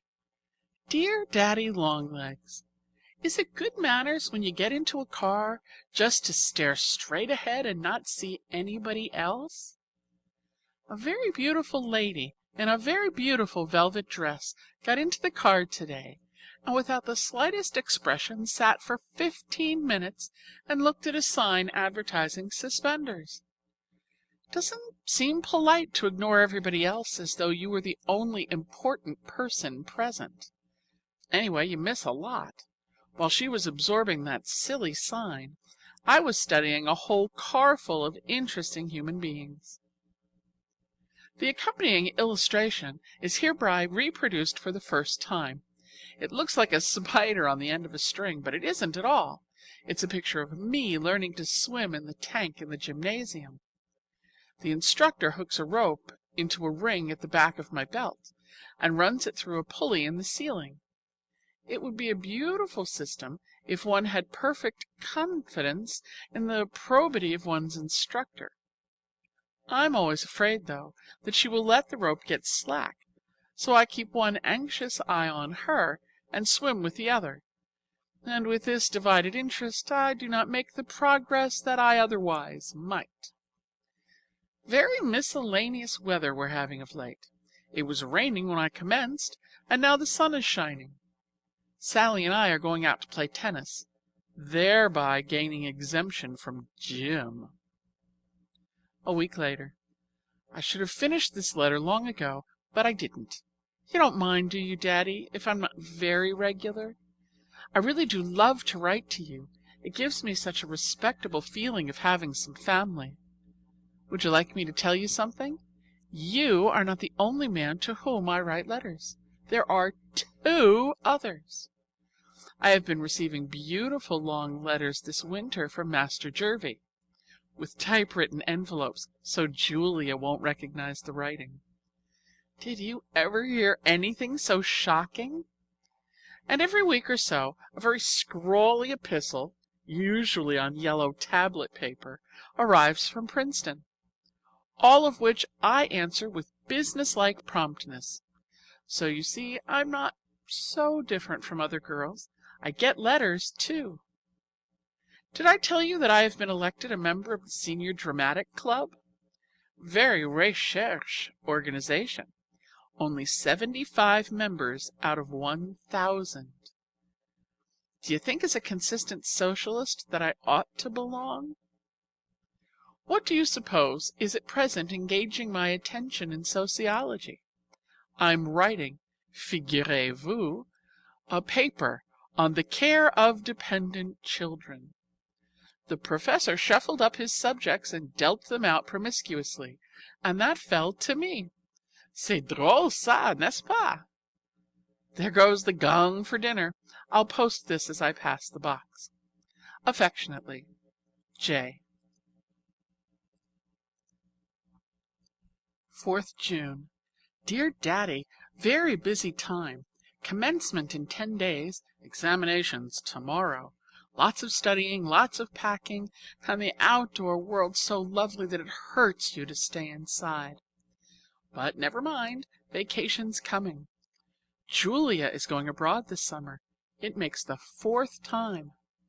No doubt about it, Daddy, goods are not distributed evenly. Sally, as usual, goes to the Adirondacks. And what do you think I'm going to do? You may have 3 guesses. Lock Willow? Wrong. The Adirondacks with Sally? Wrong. I'll never attempt that again. I was discouraged last year. Can't you guess anything else? You're not very inventive. I'll tell you, Daddy, if you'll promise not to make a lot of objections. I warn your secretary in advance that my mind is made up. I am going to spend the summer at the seaside with a Mrs. Charles Patterson and tutor her daughter who is to enter college in the autumn. I met her through the McBrides, and she is a very charming woman.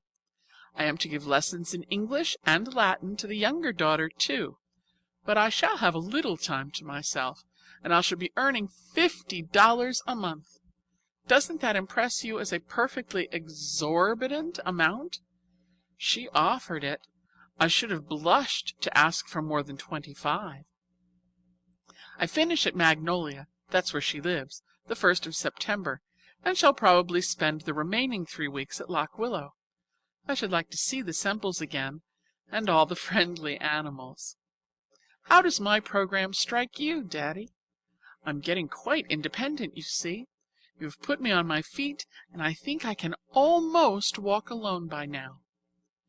Princeton commencement and our examinations exactly coincide, which is an awful blow. Sally and I did so want to get away in time for it, but of course that is utterly impossible. Goodbye, Daddy. Have a nice summer, and come back in the autumn rested and ready for another year of work. That's what you ought to be writing to me. I haven't any idea what you do in the summer, or how you amuse yourself. I can't visualize your surroundings. Do you play golf? Or hunt? Or ride horseback? Or just sit in the sun and meditate? Anyway, whatever it is, have a good time. And don't forget Judy. Dear Daddy, this is the hardest letter I ever wrote, but I have decided what I must do, and there isn't going to be any turning back. It was very sweet and generous and dear of you to wish to send me to Europe this summer. For the moment I was intoxicated by the idea, but sober second thoughts said no. It would be rather illogical of me to refuse to take your money for college and then use it instead just for amusement. You mustn't get me used to too many luxuries. One doesn't miss what one has never had, but it's awfully hard going without things after one has commenced thinking they are hers. English language needs another pronoun, by natural right. Living with Sally and Julia is an awful strain on my stoical philosophy. They have both had things from the time they were babies. They accept happiness as a matter of course. The world, they think, owes them everything they want. Maybe the world does. In any case, it seems to acknowledge the debt and pay up. But as for me, it owes me nothing, and distinctly told me so in the beginning. I've no right to borrow on credit, for there will come a time when the world will repudiate my claim. I seem to be floundering in a sea of metaphor, but I hope you grasp my meaning. Anyway, I have a very strong feeling that the only honest thing for me to do is to teach this summer and begin to support myself.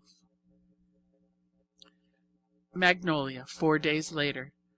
I just got that much written when what do you think happened? The maid arrived with Master Jervie's card. He is going abroad too this summer, not with Julia and her family, but entirely by himself. I told him that you had invited me to go with a lady who was chaperoning a party of girls. He knows about you, Daddy. That is, he knows that my father and mother are dead, and that a kind gentleman is sending me to college. I simply didn't have the courage to tell him about the John Grier Home and all the rest. He thinks that you are my guardian and a perfectly legitimate old family friend. I've never told him that I didn't know you.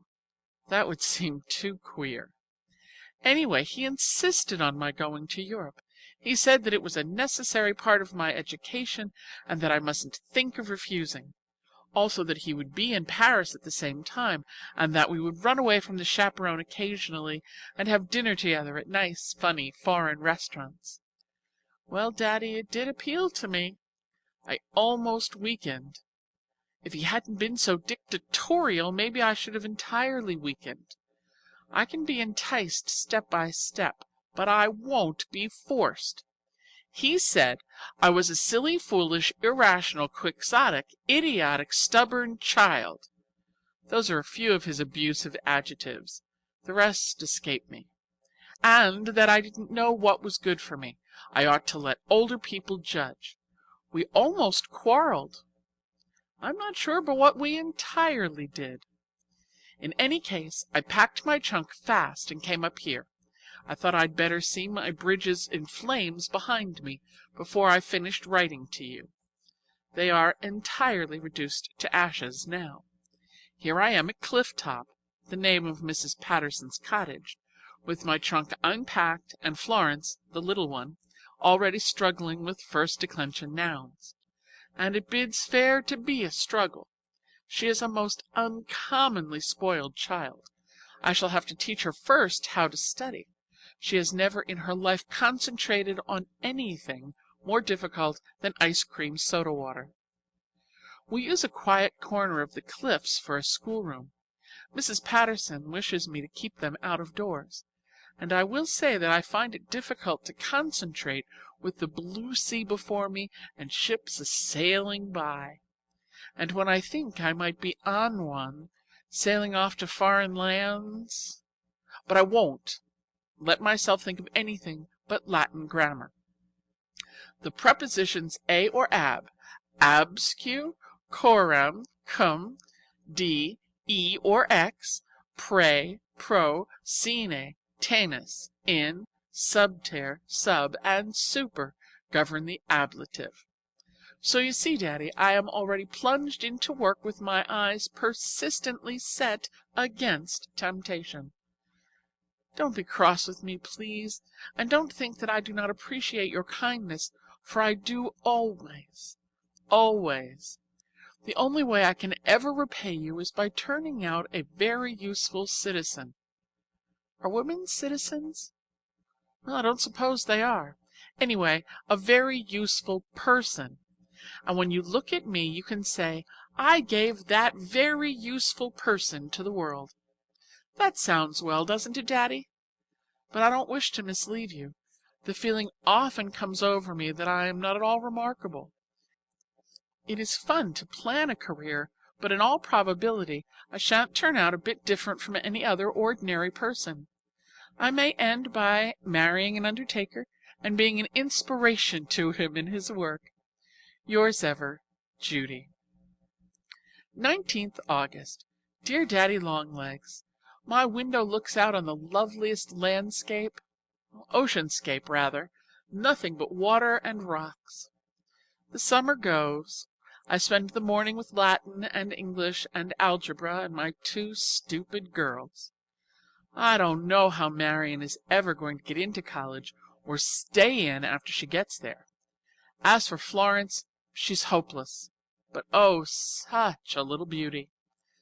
I don't suppose it matters in the least whether they are stupid or not, so long as they're pretty. One can't help thinking, though, how their conversation will bore their husbands, unless they are fortunate enough to obtain stupid husbands. I suppose that's quite possible. The world seems to be filled with stupid men. I've met a number this summer. In the afternoon we take a walk on the cliffs, or swim if the tide is right. I can swim in salt water with the utmost ease. You see, my education is already being put to use. A letter comes from Mr. Jervis Pendleton in Paris. Rather a short, concise letter. I'm not quite forgiven yet for refusing to follow his advice. However, if he gets back in time, he will see me for a few days at Lock Willow before college opens. And if I am very nice and sweet and docile, I shall, I am led to infer, be received into favor again. Also a letter from Sally. She wants me to come to their camp for 2 weeks in September. Must I ask your permission, or haven't I yet arrived at the place where I can do as I please? Yes, I'm sure I have. I'm a senior, you know. Having worked all summer, I feel like taking a little healthful recreation. I want to see the Adirondacks. I want to see Sally. I want to see Sally's brother. He's going to teach me to canoe. And we come to my chief motive, which is mean. I want Master Jervie to arrive at Lock Willow and find me not there. I must show him that he can't dictate to me. No one can dictate to me but you, Daddy, and you can't always. I'm off for the woods. Judy. Camp McBride, 6th September. Dear Daddy, your letter didn't come in time, I'm pleased to say. If you wish your instructions to be obeyed, you must have your secretary transmit them in less than 2 weeks. As you observe, I am here, and have been for 5 days. The woods are fine, and so is the camp, and so is the weather, and so are the McBrides, and so is the whole world. I'm very happy. There's Jimmy calling for me to come canoeing. Goodbye. Sorry to have disobeyed, but why are you so persistent about not wanting me to play a little? When I've worked all the summer, I deserve 2 weeks. You are awfully dog-in-the-mangerish. However, I love you still, Daddy, in spite of all your faults. Judy. End of Section 7. Section 8. Senior Year. 3rd October. Dear Daddy Longlegs, back at college and a senior, also editor of the monthly. It doesn't seem possible, does it, that so sophisticated a person just 4 years ago was an inmate of the John Grier Home. We do arrive fast in America. What do you think of this? A note from Master Jervie, directed to Lock Willow and forwarded here. He's sorry, but he finds he can't get up there this autumn. He has accepted an invitation to go yachting with some friends. Hopes I had a nice summer and am enjoying the country. And he knew all the time that I was with the McBrides, for Julia told him so. You men ought to leave intrigue to women. You haven't a light enough touch. Julia has a trunk full of the most ravishing new clothes, an evening gown of rainbow Liberty crepe that would be fitting raiment for the angels in paradise. And I thought that my own clothes this year were unprecedentedly, is there such a word? Well, unprecedentedly beautiful. I copied Mrs. Patterson's wardrobe with the aid of a cheap dressmaker, and though the gowns didn't turn out quite twins of the originals, I was entirely happy until Julia unpacked. And now I live to see Paris. Dear Daddy, aren't you glad you're not a girl? I suppose you think that the fuss we make over clothes is too absolutely silly. It is, no doubt about it, but it's entirely your fault. Did you ever hear about the learned Herr Professor who regarded unnecessary adornment with contempt and favored sensible, utilitarian clothes for women? His wife, who was an obliging creature, adopted dress reform, and what do you think he did? He eloped with a chorus girl. Yours ever, Judy. P.S. The chambermaid in our corridor wears blue checked gingham aprons. I'm going to get her some brown ones instead, and sink the blue ones in the bottom of the lake. I have a reminiscent chill every time I look at them. 17th November. Dear Daddy Longlegs, such a blight has fallen over my literary career. I don't know whether to tell you or not, but I would like some sympathy. Silent sympathy, please. Don't reopen the wound by referring to it in your next letter. I've been writing a book, all last winter in the evenings, and all the summer when I wasn't teaching Latin to my 2 stupid children. I just finished it before college opened and sent it to a publisher. He kept it 2 months, and I was certain he was going to take it. But yesterday morning an express parcel came, 30 cents due, and there it was back again with a letter from the publisher. A very nice, fatherly letter, but frank. He said he saw from the address that I was still at college, and if I would accept some advice, He would suggest that I put all of my energy into my lessons and wait until I graduated before beginning to write. He enclosed his reader's opinion. Here it is. Plot highly improbable. Characterization exaggerated. Conversation unnatural. A good deal of humor, but not always in the best of taste. Tell her to keep on trying, and in time she may produce a real book. Not on the whole flattering, is it, Daddy? And I thought I was making a notable addition to American literature. I did, truly. I was planning to surprise you by writing a great novel before I graduated. I collected the material for it while I was at Julia's last Christmas. But I dare say the editor is right. Probably 2 weeks was not enough in which to observe the manners and customs of a great city. I took it walking with me yesterday afternoon, and when I came to the gas house I went in and asked the engineer if I might borrow his furnace. He politely opened the door, and with my own hands I chucked it in. I felt as though I had cremated my only child. I went to bed last night utterly dejected. I thought I was never going to amount to anything, and that you had thrown away your money for nothing. But what do you think? I woke up this morning with a beautiful new plot in my head, and I've been going about all day planning my characters, just as happy as I could be. No one can ever accuse me of being a pessimist.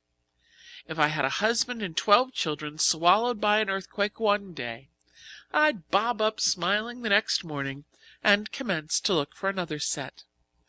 Affectionately, Judy.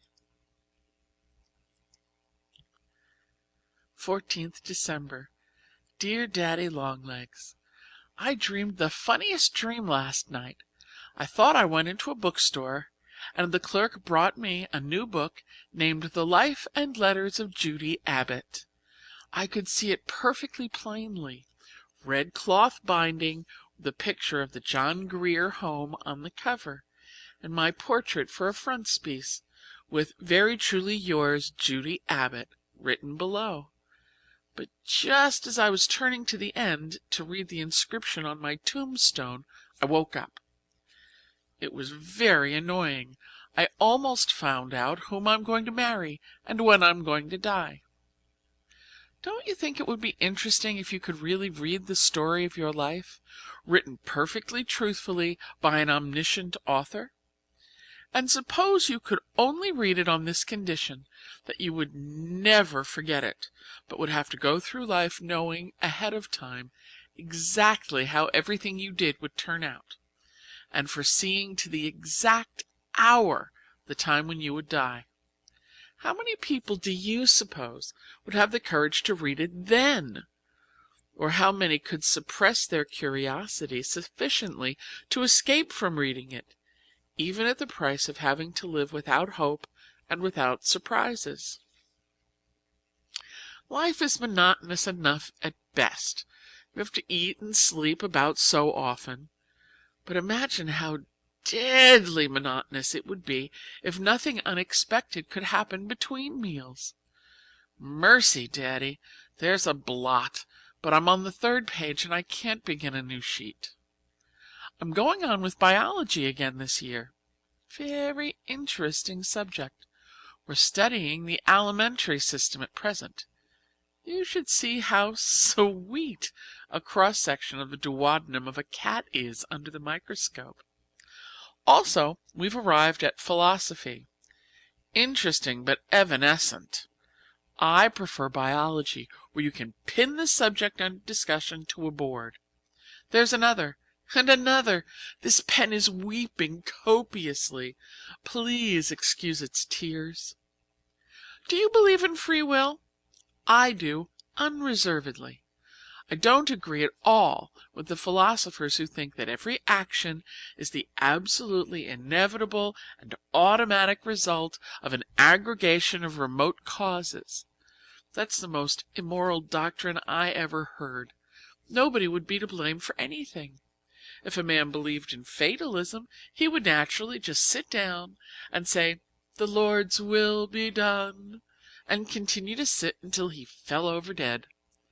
I believe absolutely in my own free will and my own power to accomplish. That is the belief that moves mountains.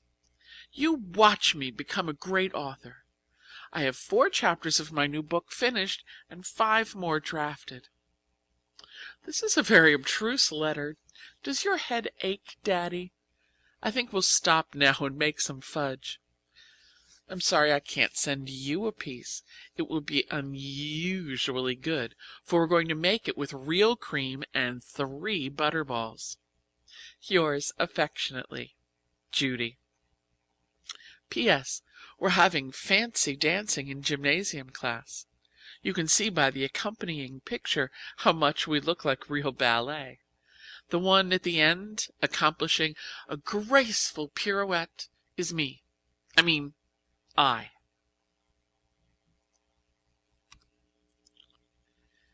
26th December. My dear, dear Daddy, haven't you any sense? Don't you know that you mustn't give one girl 17 Christmas presents? I'm a socialist. Please remember. Do you wish to turn me into a plutocrat?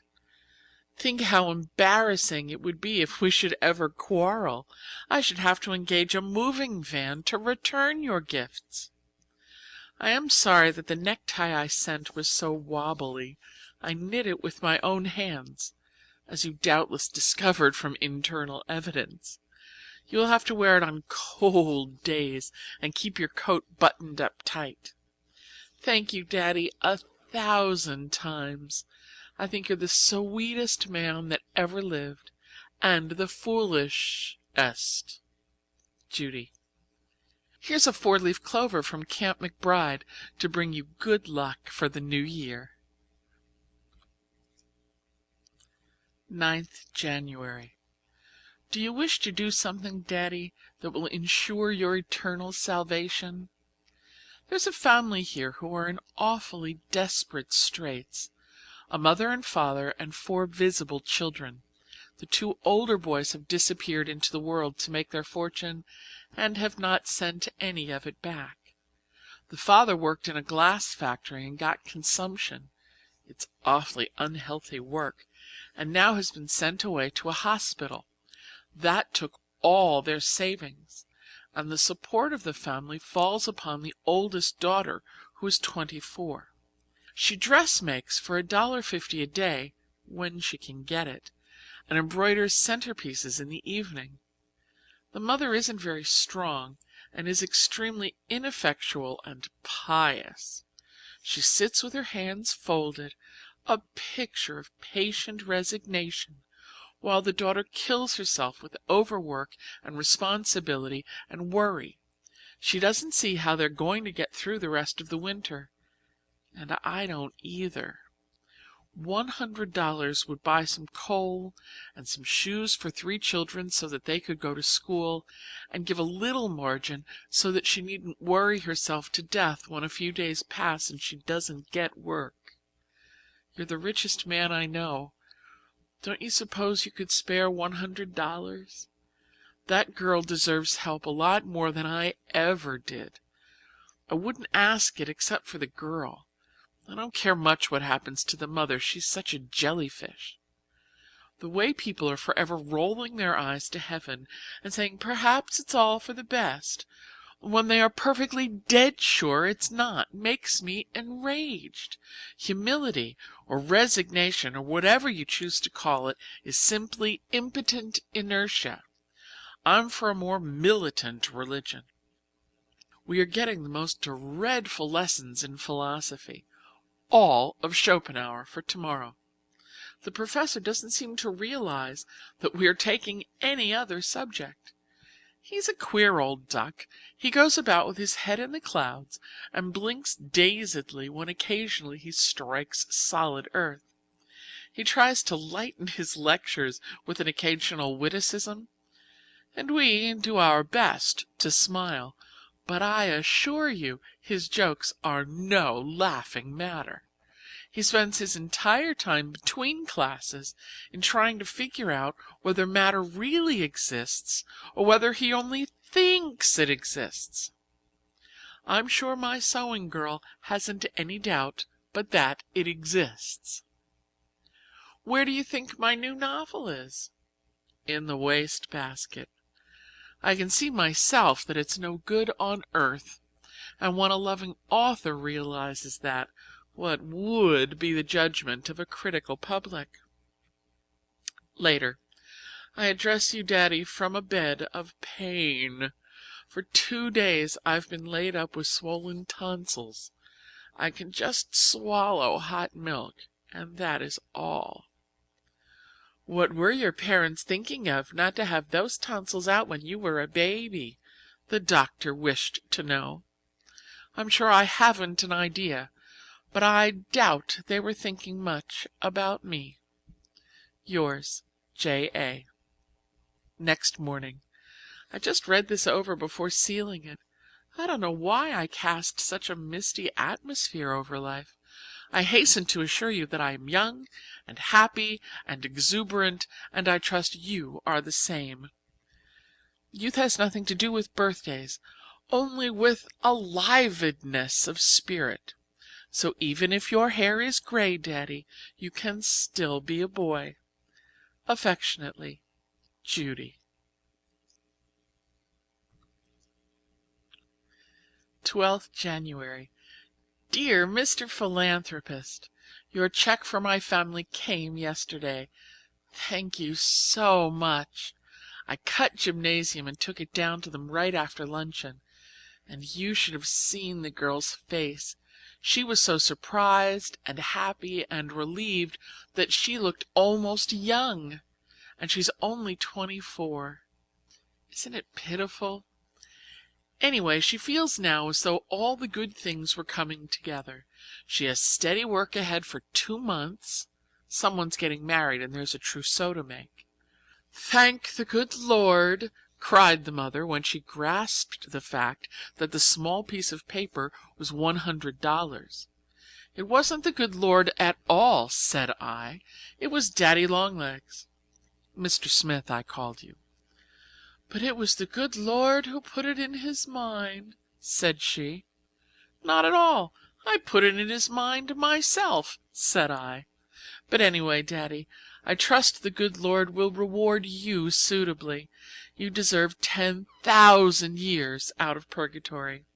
Yours most gratefully, Judy Abbott. 15th February. May it please your most excellent Majesty.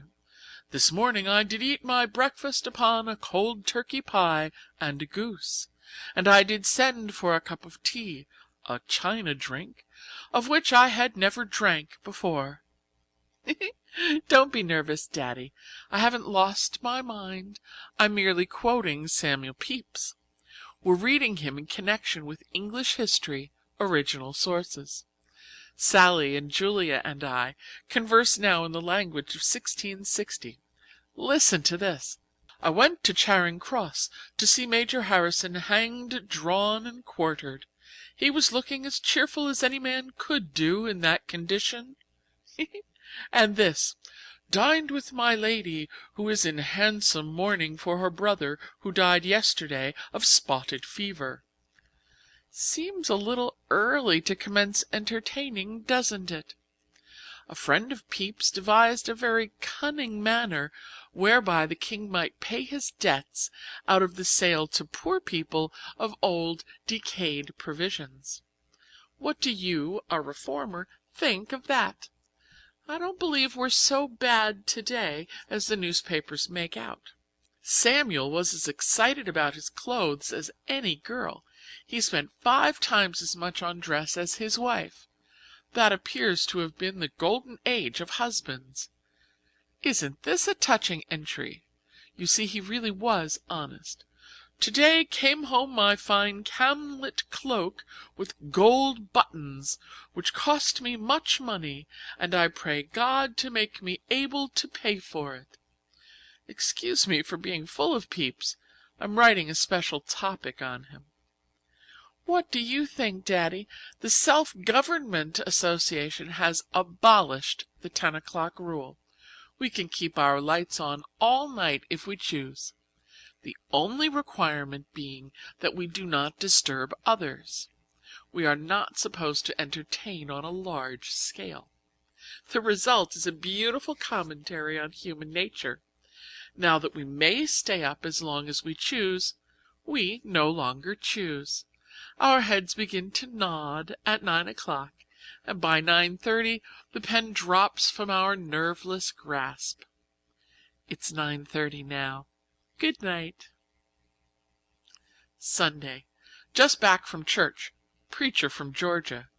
We must take care, he says, not to develop our intellects at the expense of our emotional natures. But methought it was a poor dry sermon. Peeps again. It doesn't matter what part of the United States or Canada they come from, or what denomination they are, we always get the same sermon. Why on earth don't they go to men's colleges and urge the students not to allow their manly natures to be crushed out by too much mental application? It's a beautiful day, frozen and icy and clear. As soon as dinner is over, Sallie and Julia and Marty Keene and Eleanor Pratt, friends of mine, but you don't know them, and I are going to put on short skirts and walk cross country to Crystal Spring Farm and have a fried chicken and waffle supper, and then have Mr. Crystal Spring drive us home in his buckboard. We are supposed to be inside the campus at 7, but we're going to stretch a point tonight and make it 8. Farewell, kind sir. I have the honor of subscribing myself your most loyal, dutiful, faithful, and obedient servant, J. Abbott.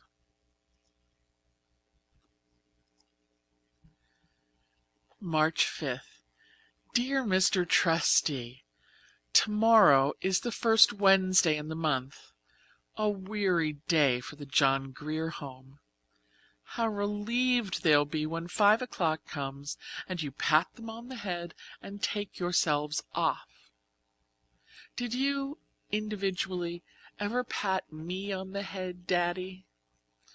I don't believe so. My memory seems to be concerned only with fat trustees. Give the home my love, my truly love. I have quite a feeling of tenderness for it as I look back through a haze of 4 years. When I first came to college, I felt quite resentful because I'd been robbed of the normal kind of childhood that the other girls had had. But now I don't feel that way in the least. I regard it as a very unusual adventure. It gives me a sort of vantage point from which to stand aside and look at life. Emerging full grown, I get a perspective on the world that other people who have been brought up in the thick of things entirely lack. I know lots of girls, Julia for instance, who never know that they are happy. They are so accustomed to the feeling that their senses are deadened to it. But as for me, I am perfectly sure every moment of my life that I am happy. And I'm going to keep on being, no matter what unpleasant things turn up. I'm going to regard them, even toothaches, as interesting experiences, and be glad to know what they feel like. Whatever sky's above me, I've a heart for any fate. However, Daddy, don't take this new affection for the JGH too literally. If I have 5 children, like Rousseau, I shan't leave them on the steps of a foundling asylum in order to ensure their being brought up simply. Give my kindest regards to Mrs. Lippett. That, I think, is truthful. Love would be a little strong. And don't forget to tell her what a beautiful nature I've developed. Affectionately, Judy. Lock Willow, 4th April. Dear Daddy, Do you observe the postmark? Sally and I are embellishing Lock Willow with our presence during the Easter vacation. We decided that the best thing we could do with our 10 days was to come where it is quiet. Our nerves had got to the point where they wouldn't stand another meal in Ferguson. Dining in a room with 400 girls is an ordeal when you are tired. There is so much noise that you can't hear the girls across the table speak unless they make their hands into a megaphone and shout. That is the truth. We are tramping over the hills and reading and writing and having a nice, restful time. We climbed to the top of Sky Hill this morning, where Master Jervie and I once cooked supper. Doesn't seem possible that it was nearly 2 years ago. I could still see the place where the smoke of our fire blackened the rock. It is funny how certain places get connected with certain people, and you never go back without thinking of them. I was quite lonely without him for 2 minutes. What do you think is my latest activity, Daddy? You will begin to believe that I am incorrigible. I am writing a book. I started it 3 weeks ago and am eating it up in chunks. I've caught the secret. Master Jervie and that editor man were right. You are most convincing when you write about the things you know. And this time it is about something that I do know exhaustively. Guess where it's laid? In the John Grier home. And it's good, Daddy. I actually believe it is. Just about the tiny little things that happen every day. I'm a realist now. I've abandoned romanticism. I shall go back to it later, though, when my own adventurous future begins. This new book is going to get itself finished and published. You see if it doesn't. If you just want a thing hard enough and keep on trying, you do get it in the end. I've been trying for 4 years to get a letter from you, and I haven't given up hope yet. Goodbye, Daddy dear. I like to call you Daddy dear. It's so alliterative. Affectionately, Judy. P.S. I forgot to tell you the farm news, but it's very distressing. Skip this postscript if you don't want your sensibilities all wrought up. Poor old Grove is dead. He got so that he couldn't chew, and they had to shoot him. 9 chickens were killed by a weasel or a skunk or a rat last week. One of the cows is sick, and we had to have the veterinary surgeon out from Bonnyrigg 4 Corners. Amasai stayed up all night to give her linseed oil and whiskey, but we have an awful suspicion that the poor sick cow got nothing but linseed oil. Sentimental Tommy, the tortoise-shell cat, has disappeared, and we are afraid he has been caught in a trap. There are lots of troubles in the world. 17th May. Dear Daddy Longlegs, this is going to be extremely short because my shoulder aches at the sight of a pen. Lecture notes all day, immortal novel all evening. Makes too much writing. Commencement 3 weeks from next Wednesday. I think you might come and make my acquaintance. I shall hate you if you don't. Julia's inviting Master Jervie, he being her family, and Sally's inviting Jimmy McBee, he being her family. But who is there for me to invite? Just you and Lippet, and I don't want her. Please come. Yours with love and writer's cramp, Judy. End of Section 8. Section 9. Graduate. Lock Willow, 19th June. Dear Daddy Longlegs, I'm educated. My diploma is in the bottom bureau drawer with my 2 best dresses. Commencement was as usual. with a few showers at vital moments. Thank you for your rosebuds. They were lovely. Master Jervie and Master Jimmy both gave me roses too, but I left theirs in the bathtub and carried yours in the class procession. Here I am at Lock Willow for the summer, or forever, maybe.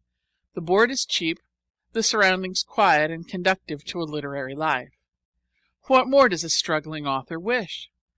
I'm mad about my book.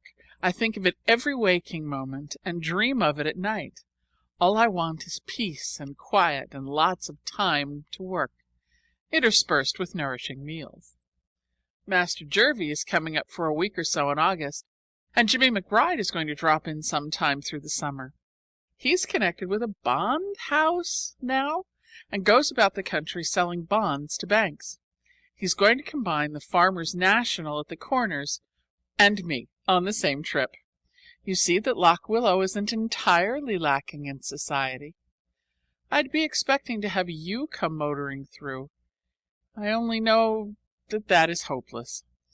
When you wouldn't come to my commencement, I tore you from my heart and buried you forever.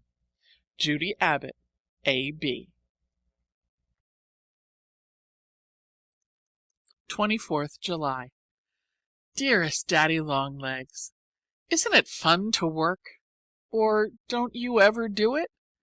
It's especially fun when the kind of work is the thing you'd rather do more than anything else in the world. I've been writing as fast as my pen would go every day this summer, and my only quarrel with life is that the days aren't long enough to write all the beautiful and valuable and entertaining thoughts I'm thinking. I've finished the second draft of my book, and I'm going to begin the third tomorrow morning at 7:30. It's the sweetest book you ever saw. It is, truly. I think of nothing else. I can barely wait in the morning to dress and eat before beginning. Then I write and write and write till suddenly I'm so tired I'm limp all over. Then I go out with Colin, the new sheepdog, and romp through the fields and get a fresh supply of ideas for the next day. It's the most beautiful book you ever saw. Oh, pardon, I said that before.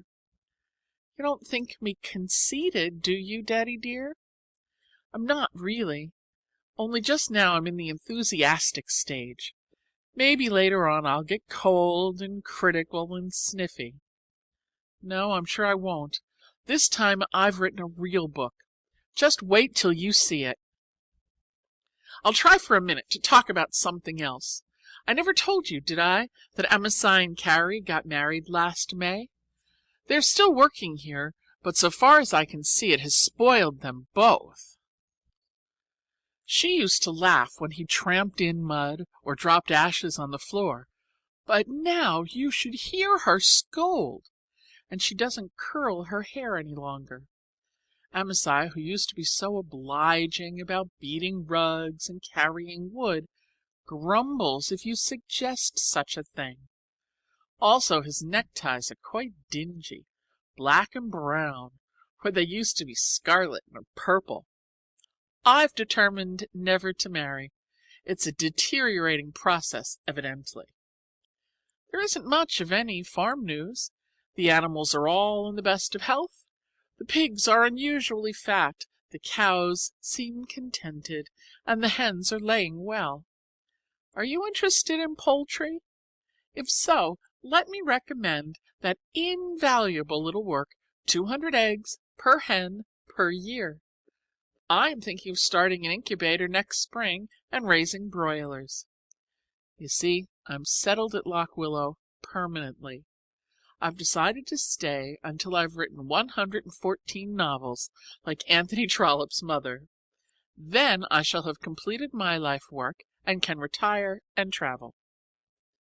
Mr. James McBride spent last Sunday with us. Fried chicken and ice cream for dinner, both of which he appeared to appreciate. I was awfully glad to see him. He brought a momentary reminder that the world at large exists. Poor Jimmy is having a hard time peddling his bonds. The Farmers' National at the Corners wouldn't have anything to do with them, in spite of the fact that they pay 6% interest and sometimes 7%. I think he'll end up by going home to Worcester and taking a job in his father's factory. He's too open and confiding and kind-hearted ever to make a successful financier. But to be the manager of a flourishing overall factory is a very desirable position, don't you think? Just now he turns up his nose at overalls, but he'll come to them. I hope you appreciate the fact that this is a long letter from a person with writer's cramp. But I still love you, Daddy dear, and I'm very happy. With beautiful scenery all about, and lots to eat, and a comfortable four-post bed, and a ream of blank paper, and a pint of ink, what more does one want in the world? Yours as always, Judy. P.S. The postman arrives with some more news. We are to expect Master Jervie on Friday next to spend a week. That's a very pleasant prospect, only I'm afraid my poor book will suffer. Master Jervie is very demanding. 27th August. Dear Daddy Longlegs, where are you, I wonder? I never know what part of the world you are in, but I hope you are not in New York during this awful weather. I hope you're on a mountain peak, but not in Switzerland, somewhere nearer, looking at the snow and thinking about me. Please be thinking about me. I'm quite lonely, and I want to be thought about. Oh, Daddy, I wish I knew you. Then, when we were unhappy, we could cheer each other up. I don't think I can stand much more of Lock Willow. I'm thinking of moving. Sally is going to do settlement work in Boston next winter. Don't you think it would be nice for me to go with her? Then we could have a studio together. I would write while she settled, and we could be together in the evenings. Evenings are very long when there's no one but the Semples and Carrie and Amasai to talk to. I know in advance that you won't like my studio idea. I can read your secretary's letter now. Miss Jerusha Abbott, dear Madam, Mr. Smith prefers that you remain at Lock Willow. Yours truly, Elmer H. Griggs. I hate your secretary. I am certain that a man named Elmer H. Griggs must be horrid. But truly, Daddy, I think I shall have to go to Boston. I can't stay here. If something doesn't happen soon, I shall throw myself into the silo pit out of sheer desperation. Mercy, but it's hot. All the grass is burnt up, and the brooks are dry, and the roads are dusty. It hasn't rained for weeks and weeks. This letter sounds as though I had hydrophobia, but I haven't. I just want some family. Goodbye, my dearest Daddy. I wish I knew you. Judy. Lock Willow, 19th September. Dear Daddy, something has happened and I need advice. I need it from you and from nobody else in the world. Wouldn't it be possible for me to see you? It's so much easier to talk than to write. And I'm afraid your secretary might open the letter. Judy. P.S. I'm very unhappy. Lock Willow, 3rd October. Dear Daddy Longlegs, your note written in your own hand, and a pretty wobbly hand, came this morning. Oh, I'm so sorry that you've been ill. I wouldn't have bothered you with my affairs if I had known. Yes, I will tell you the trouble, but it's sort of complicated to write, and very private. Please don't keep this letter, but burn it. Before I begin, here's a check for $1,000. It seems funny, doesn't it, for me to be sending a check to you? Where do you think I got it? I've sold my story, Daddy. It's going to be published serially in 7 parts, and then in a book. You might think I'd be wild with joy, but I'm not. I'm entirely apathetic. Of course, I'm glad to be paying you. I owe you over $2,000 more. It's coming in installments. Now, don't be horrid, please, about taking it, because it makes me happy to return it. I owe you a great deal more than the mere money, and the rest I will continue to pay all my life in gratitude and affection. And now, Daddy, about the other thing. Please give me your most worldly advice, whether you think I'll like it or not. You know that I've always had a very special feeling towards you. You sort of represented my whole family. But you won't mind, will you, if I tell you that I have a very much more special feeling for another man? You can probably guess without much trouble who he is. I suspect that my letters have been very full of Master Jervie for a long time. I wish I could make you understand what he is like and how entirely companionable we are. We think the same about everything. I'm afraid I have a tendency to make over my ideas to match his, but he is almost always right. He ought to be, you know, for he has 14 years' start of me.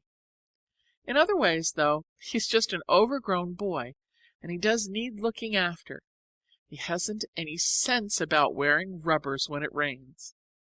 He and I always think the same things are funny, and that is such a lot. It's dreadful when two people's senses of humor are antagonistic. I don't believe there's any bridging that gulf. And he is, oh well, he is just himself, and I miss him and miss him and miss him. The whole world seems empty and aching. I hate the moonlight because it's beautiful and he isn't here to see it with me. But maybe you've loved somebody, too, and you know? If you have, I don't need to explain. If you haven't, I can't explain. Anyway, that's the way I feel, and I've refused to marry him. I didn't tell him why. I was just dumb and miserable. I couldn't think of anything to say. And now he's gone away, imagining that I want to marry Jimmy McBride. I don't in the least. I wouldn't think of marrying Jimmy. He isn't grown up enough. But Master Jervie and I got into a dreadful muddle of misunderstanding, and we both hurt each other's feelings. The reason I sent him away was not because I didn't care for him, but because I cared for him so much. I was afraid he would regret it in the future, and I couldn't stand that. It didn't seem right for a person of my lack of antecedents to marry into any such family as his. I never told him about the orphan asylum, and I hated to explain that I didn't know who I was. I may be dreadful, you know, and his family are proud. And I'm proud, too. Also, I felt sort of bound to you. After having been educated to be a writer, I must at least try to be one. It would scarcely be fair to accept your education and then go off and not use it. But now that I'm going to be able to pay back the money, I feel that I have partially discharged that debt. Besides, I suppose I could keep on being a writer, even if I did marry. The two professions are not necessarily exclusive. I've been thinking very hard about it. Of course, he is a socialist, and he has unconventional ideas. Maybe he wouldn't mind marrying into the proletariat so much as some men might. Perhaps when two people are exactly in accord, and always happy when together and lonely when apart, they ought not to let anything in the world stand between them. Of course, I want to believe that, but I'd like to get your unemotional opinion. You probably belong to a family also, and will look at it from a worldly point of view and not just a sympathetic, human point of view. So you see how brave I am to lay it before you. Suppose I go to him and explain that the trouble isn't Jimmy, but is the John Grier home. Would that be a dreadful thing for me to do? It would take a great deal of courage. I'd almost rather be miserable for the rest of my life. This happened nearly 2 months ago. I haven't heard a word from him since he was here. I was just getting sort of acclimated to the feeling of a broken heart when a letter came from Julia that stirred me all up again. She said, very casually, that Uncle Jervis had been caught out all night in a storm when he was hunting in Canada, and had been ill ever since with pneumonia. And I never knew it. I was feeling hurt because he had just disappeared into blankness without a word. I think he's pretty unhappy, and I know I am. What seems to you the right thing for me to do? Judy. 6th October. Dearest Daddy Longlegs, yes, certainly I'll come at 4:30 next Wednesday afternoon. Of course I can find the way. I've been in New York 3 times and am not quite a baby. I can't believe that I am really going to see you. I've been just thinking you for so long that it hardly seems as though you are a tangible, flesh and blood person. You are awfully good, Daddy, to bother yourself with me when you're not strong. Take care and don't catch cold. These fall rains are very damp. Affectionately, Judy. P.S. I've just had an awful thought. Have you a butler? I'm afraid of butlers, and if one opens the door I shall faint upon the step. What can I say to him? You didn't tell me your name. Shall I ask for Mr. Smith? Thursday morning. My very dearest Master Jervie Daddy Longlegs Pendleton Smith. Did you sleep last night? I didn't. Not a single wink. I was too amazed and excited and bewildered and happy. I don't believe I ever shall sleep again, or eat either. But I hope you slept. You must, you know, because then you will get well faster and can come to me. Dear man, I can't bear to think how ill you've been, and all the time I never knew it. When the doctor came down yesterday to put me in the cab, he told me that for 3 days they gave you up. Oh, dearest, if that had happened, the light would have gone out of the world for me.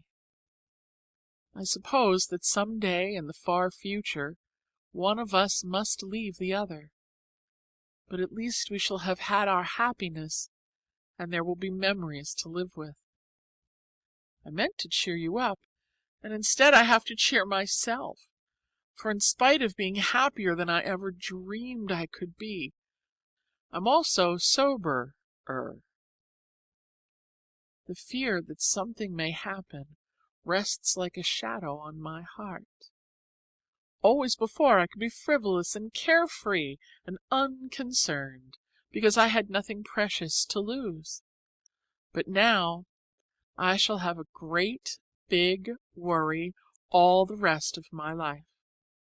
Whenever you are away from me, I shall be thinking of all the automobiles that can run over you, or the signboards that can fall on your head, or the dreadful, squirmy germs that you may be swallowing.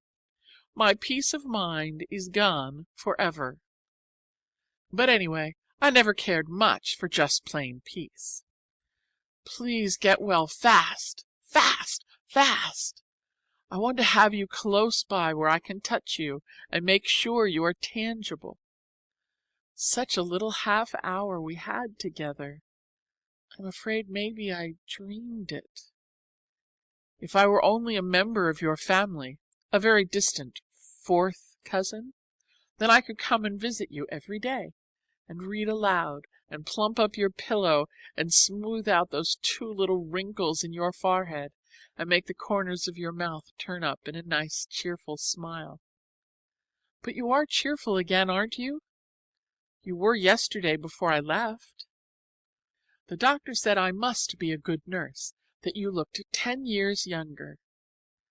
I hope that being in love doesn't make everyone 10 years younger. Will you still care for me, darling, if I turn out to be only 11?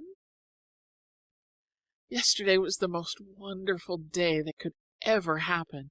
If I live to be 99, I shall never forget the tiniest detail. The girl that left Lock Willow at dawn was a very different person from the one who came back at night. Mrs. Semple called me at 4:30. I started wide awake in the darkness, and the first thought that popped into my head was, I'm going to see Daddy Longlegs. I ate breakfast in the kitchen by candlelight, and then drove the 5 miles to the station through the most glorious October coloring. The sun came up on the way, and the swamp maples and dogwood glowed crimson and orange, and the stone walls and cornfields sparkled with hoarfrost. The air was keen and clear and full of promise. I knew something was going to happen. All the way in the train, the rails kept singing, You're going to see Daddy Longlegs. It made me feel secure. I had such faith in Daddy's ability to set things right, and I knew that somewhere another man, dearer than Daddy, was waiting to see me, and somehow I had a feeling that before the journey ended I should meet him too. And, you see? When I came to the house on Madison Avenue, it looked so big and brown and forbidding that I didn't dare go in. So I walked around the block to get up my courage. But I needn't have been a bit afraid. Your butler is such a nice, fatherly old man that he made me feel at home at once. Is this Miss Abbott? He said to me, and I said yes. So I didn't have to ask for Mr. Smith after all. He told me to wait in the drawing room. It was a very somber, magnificent, man's sort of room. I sat down on the edge of a big upholstered chair and kept saying to myself, I'm going to see Daddy Longlegs. I'm going to see Daddy Longlegs. Then presently the man came back and asked me please to step up to the library. I was so excited that really and truly my feet would hardly take me up. Outside the door he turned and whispered, He's been very ill, miss. This is the first day he's been allowed to sit up. You're not to stay long enough to excite him.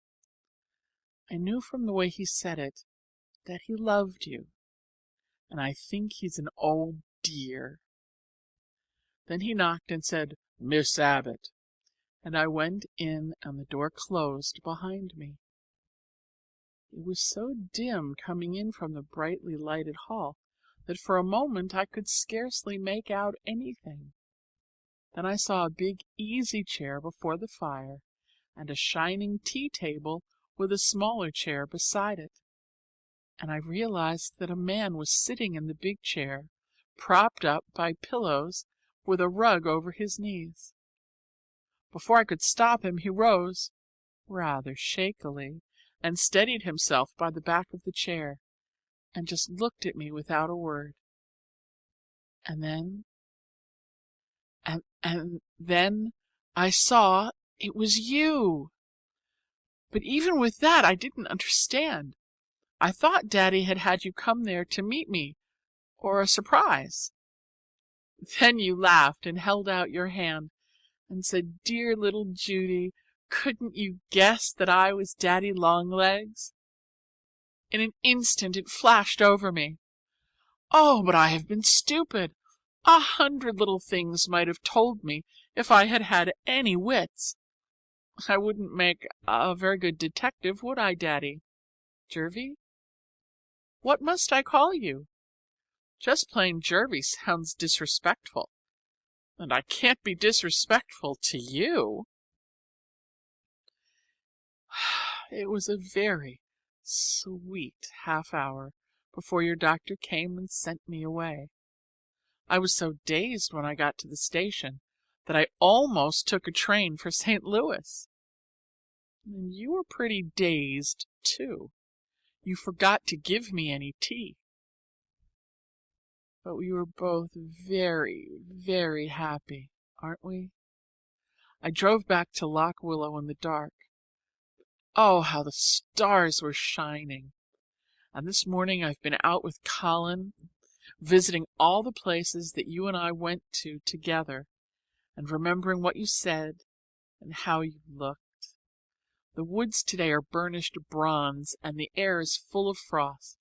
It's climbing weather. I wish you were here to climb the hills with me. I am missing you dreadfully, Jervie dear, but it's a happy kind of missing. We'll be together soon. We belong to each other now, really and truly. No make-believe. Doesn't it seem queer for me to belong to someone at last? It seems very, very sweet. And I shall never let you be sorry for a single instant. Yours forever and ever, Judy. P.S. This is the first love letter I ever wrote. Isn't it funny that I know how?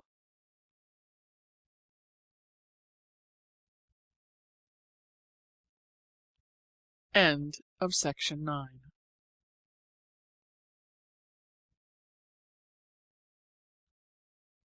End of Daddy Longlegs by Jean Webster.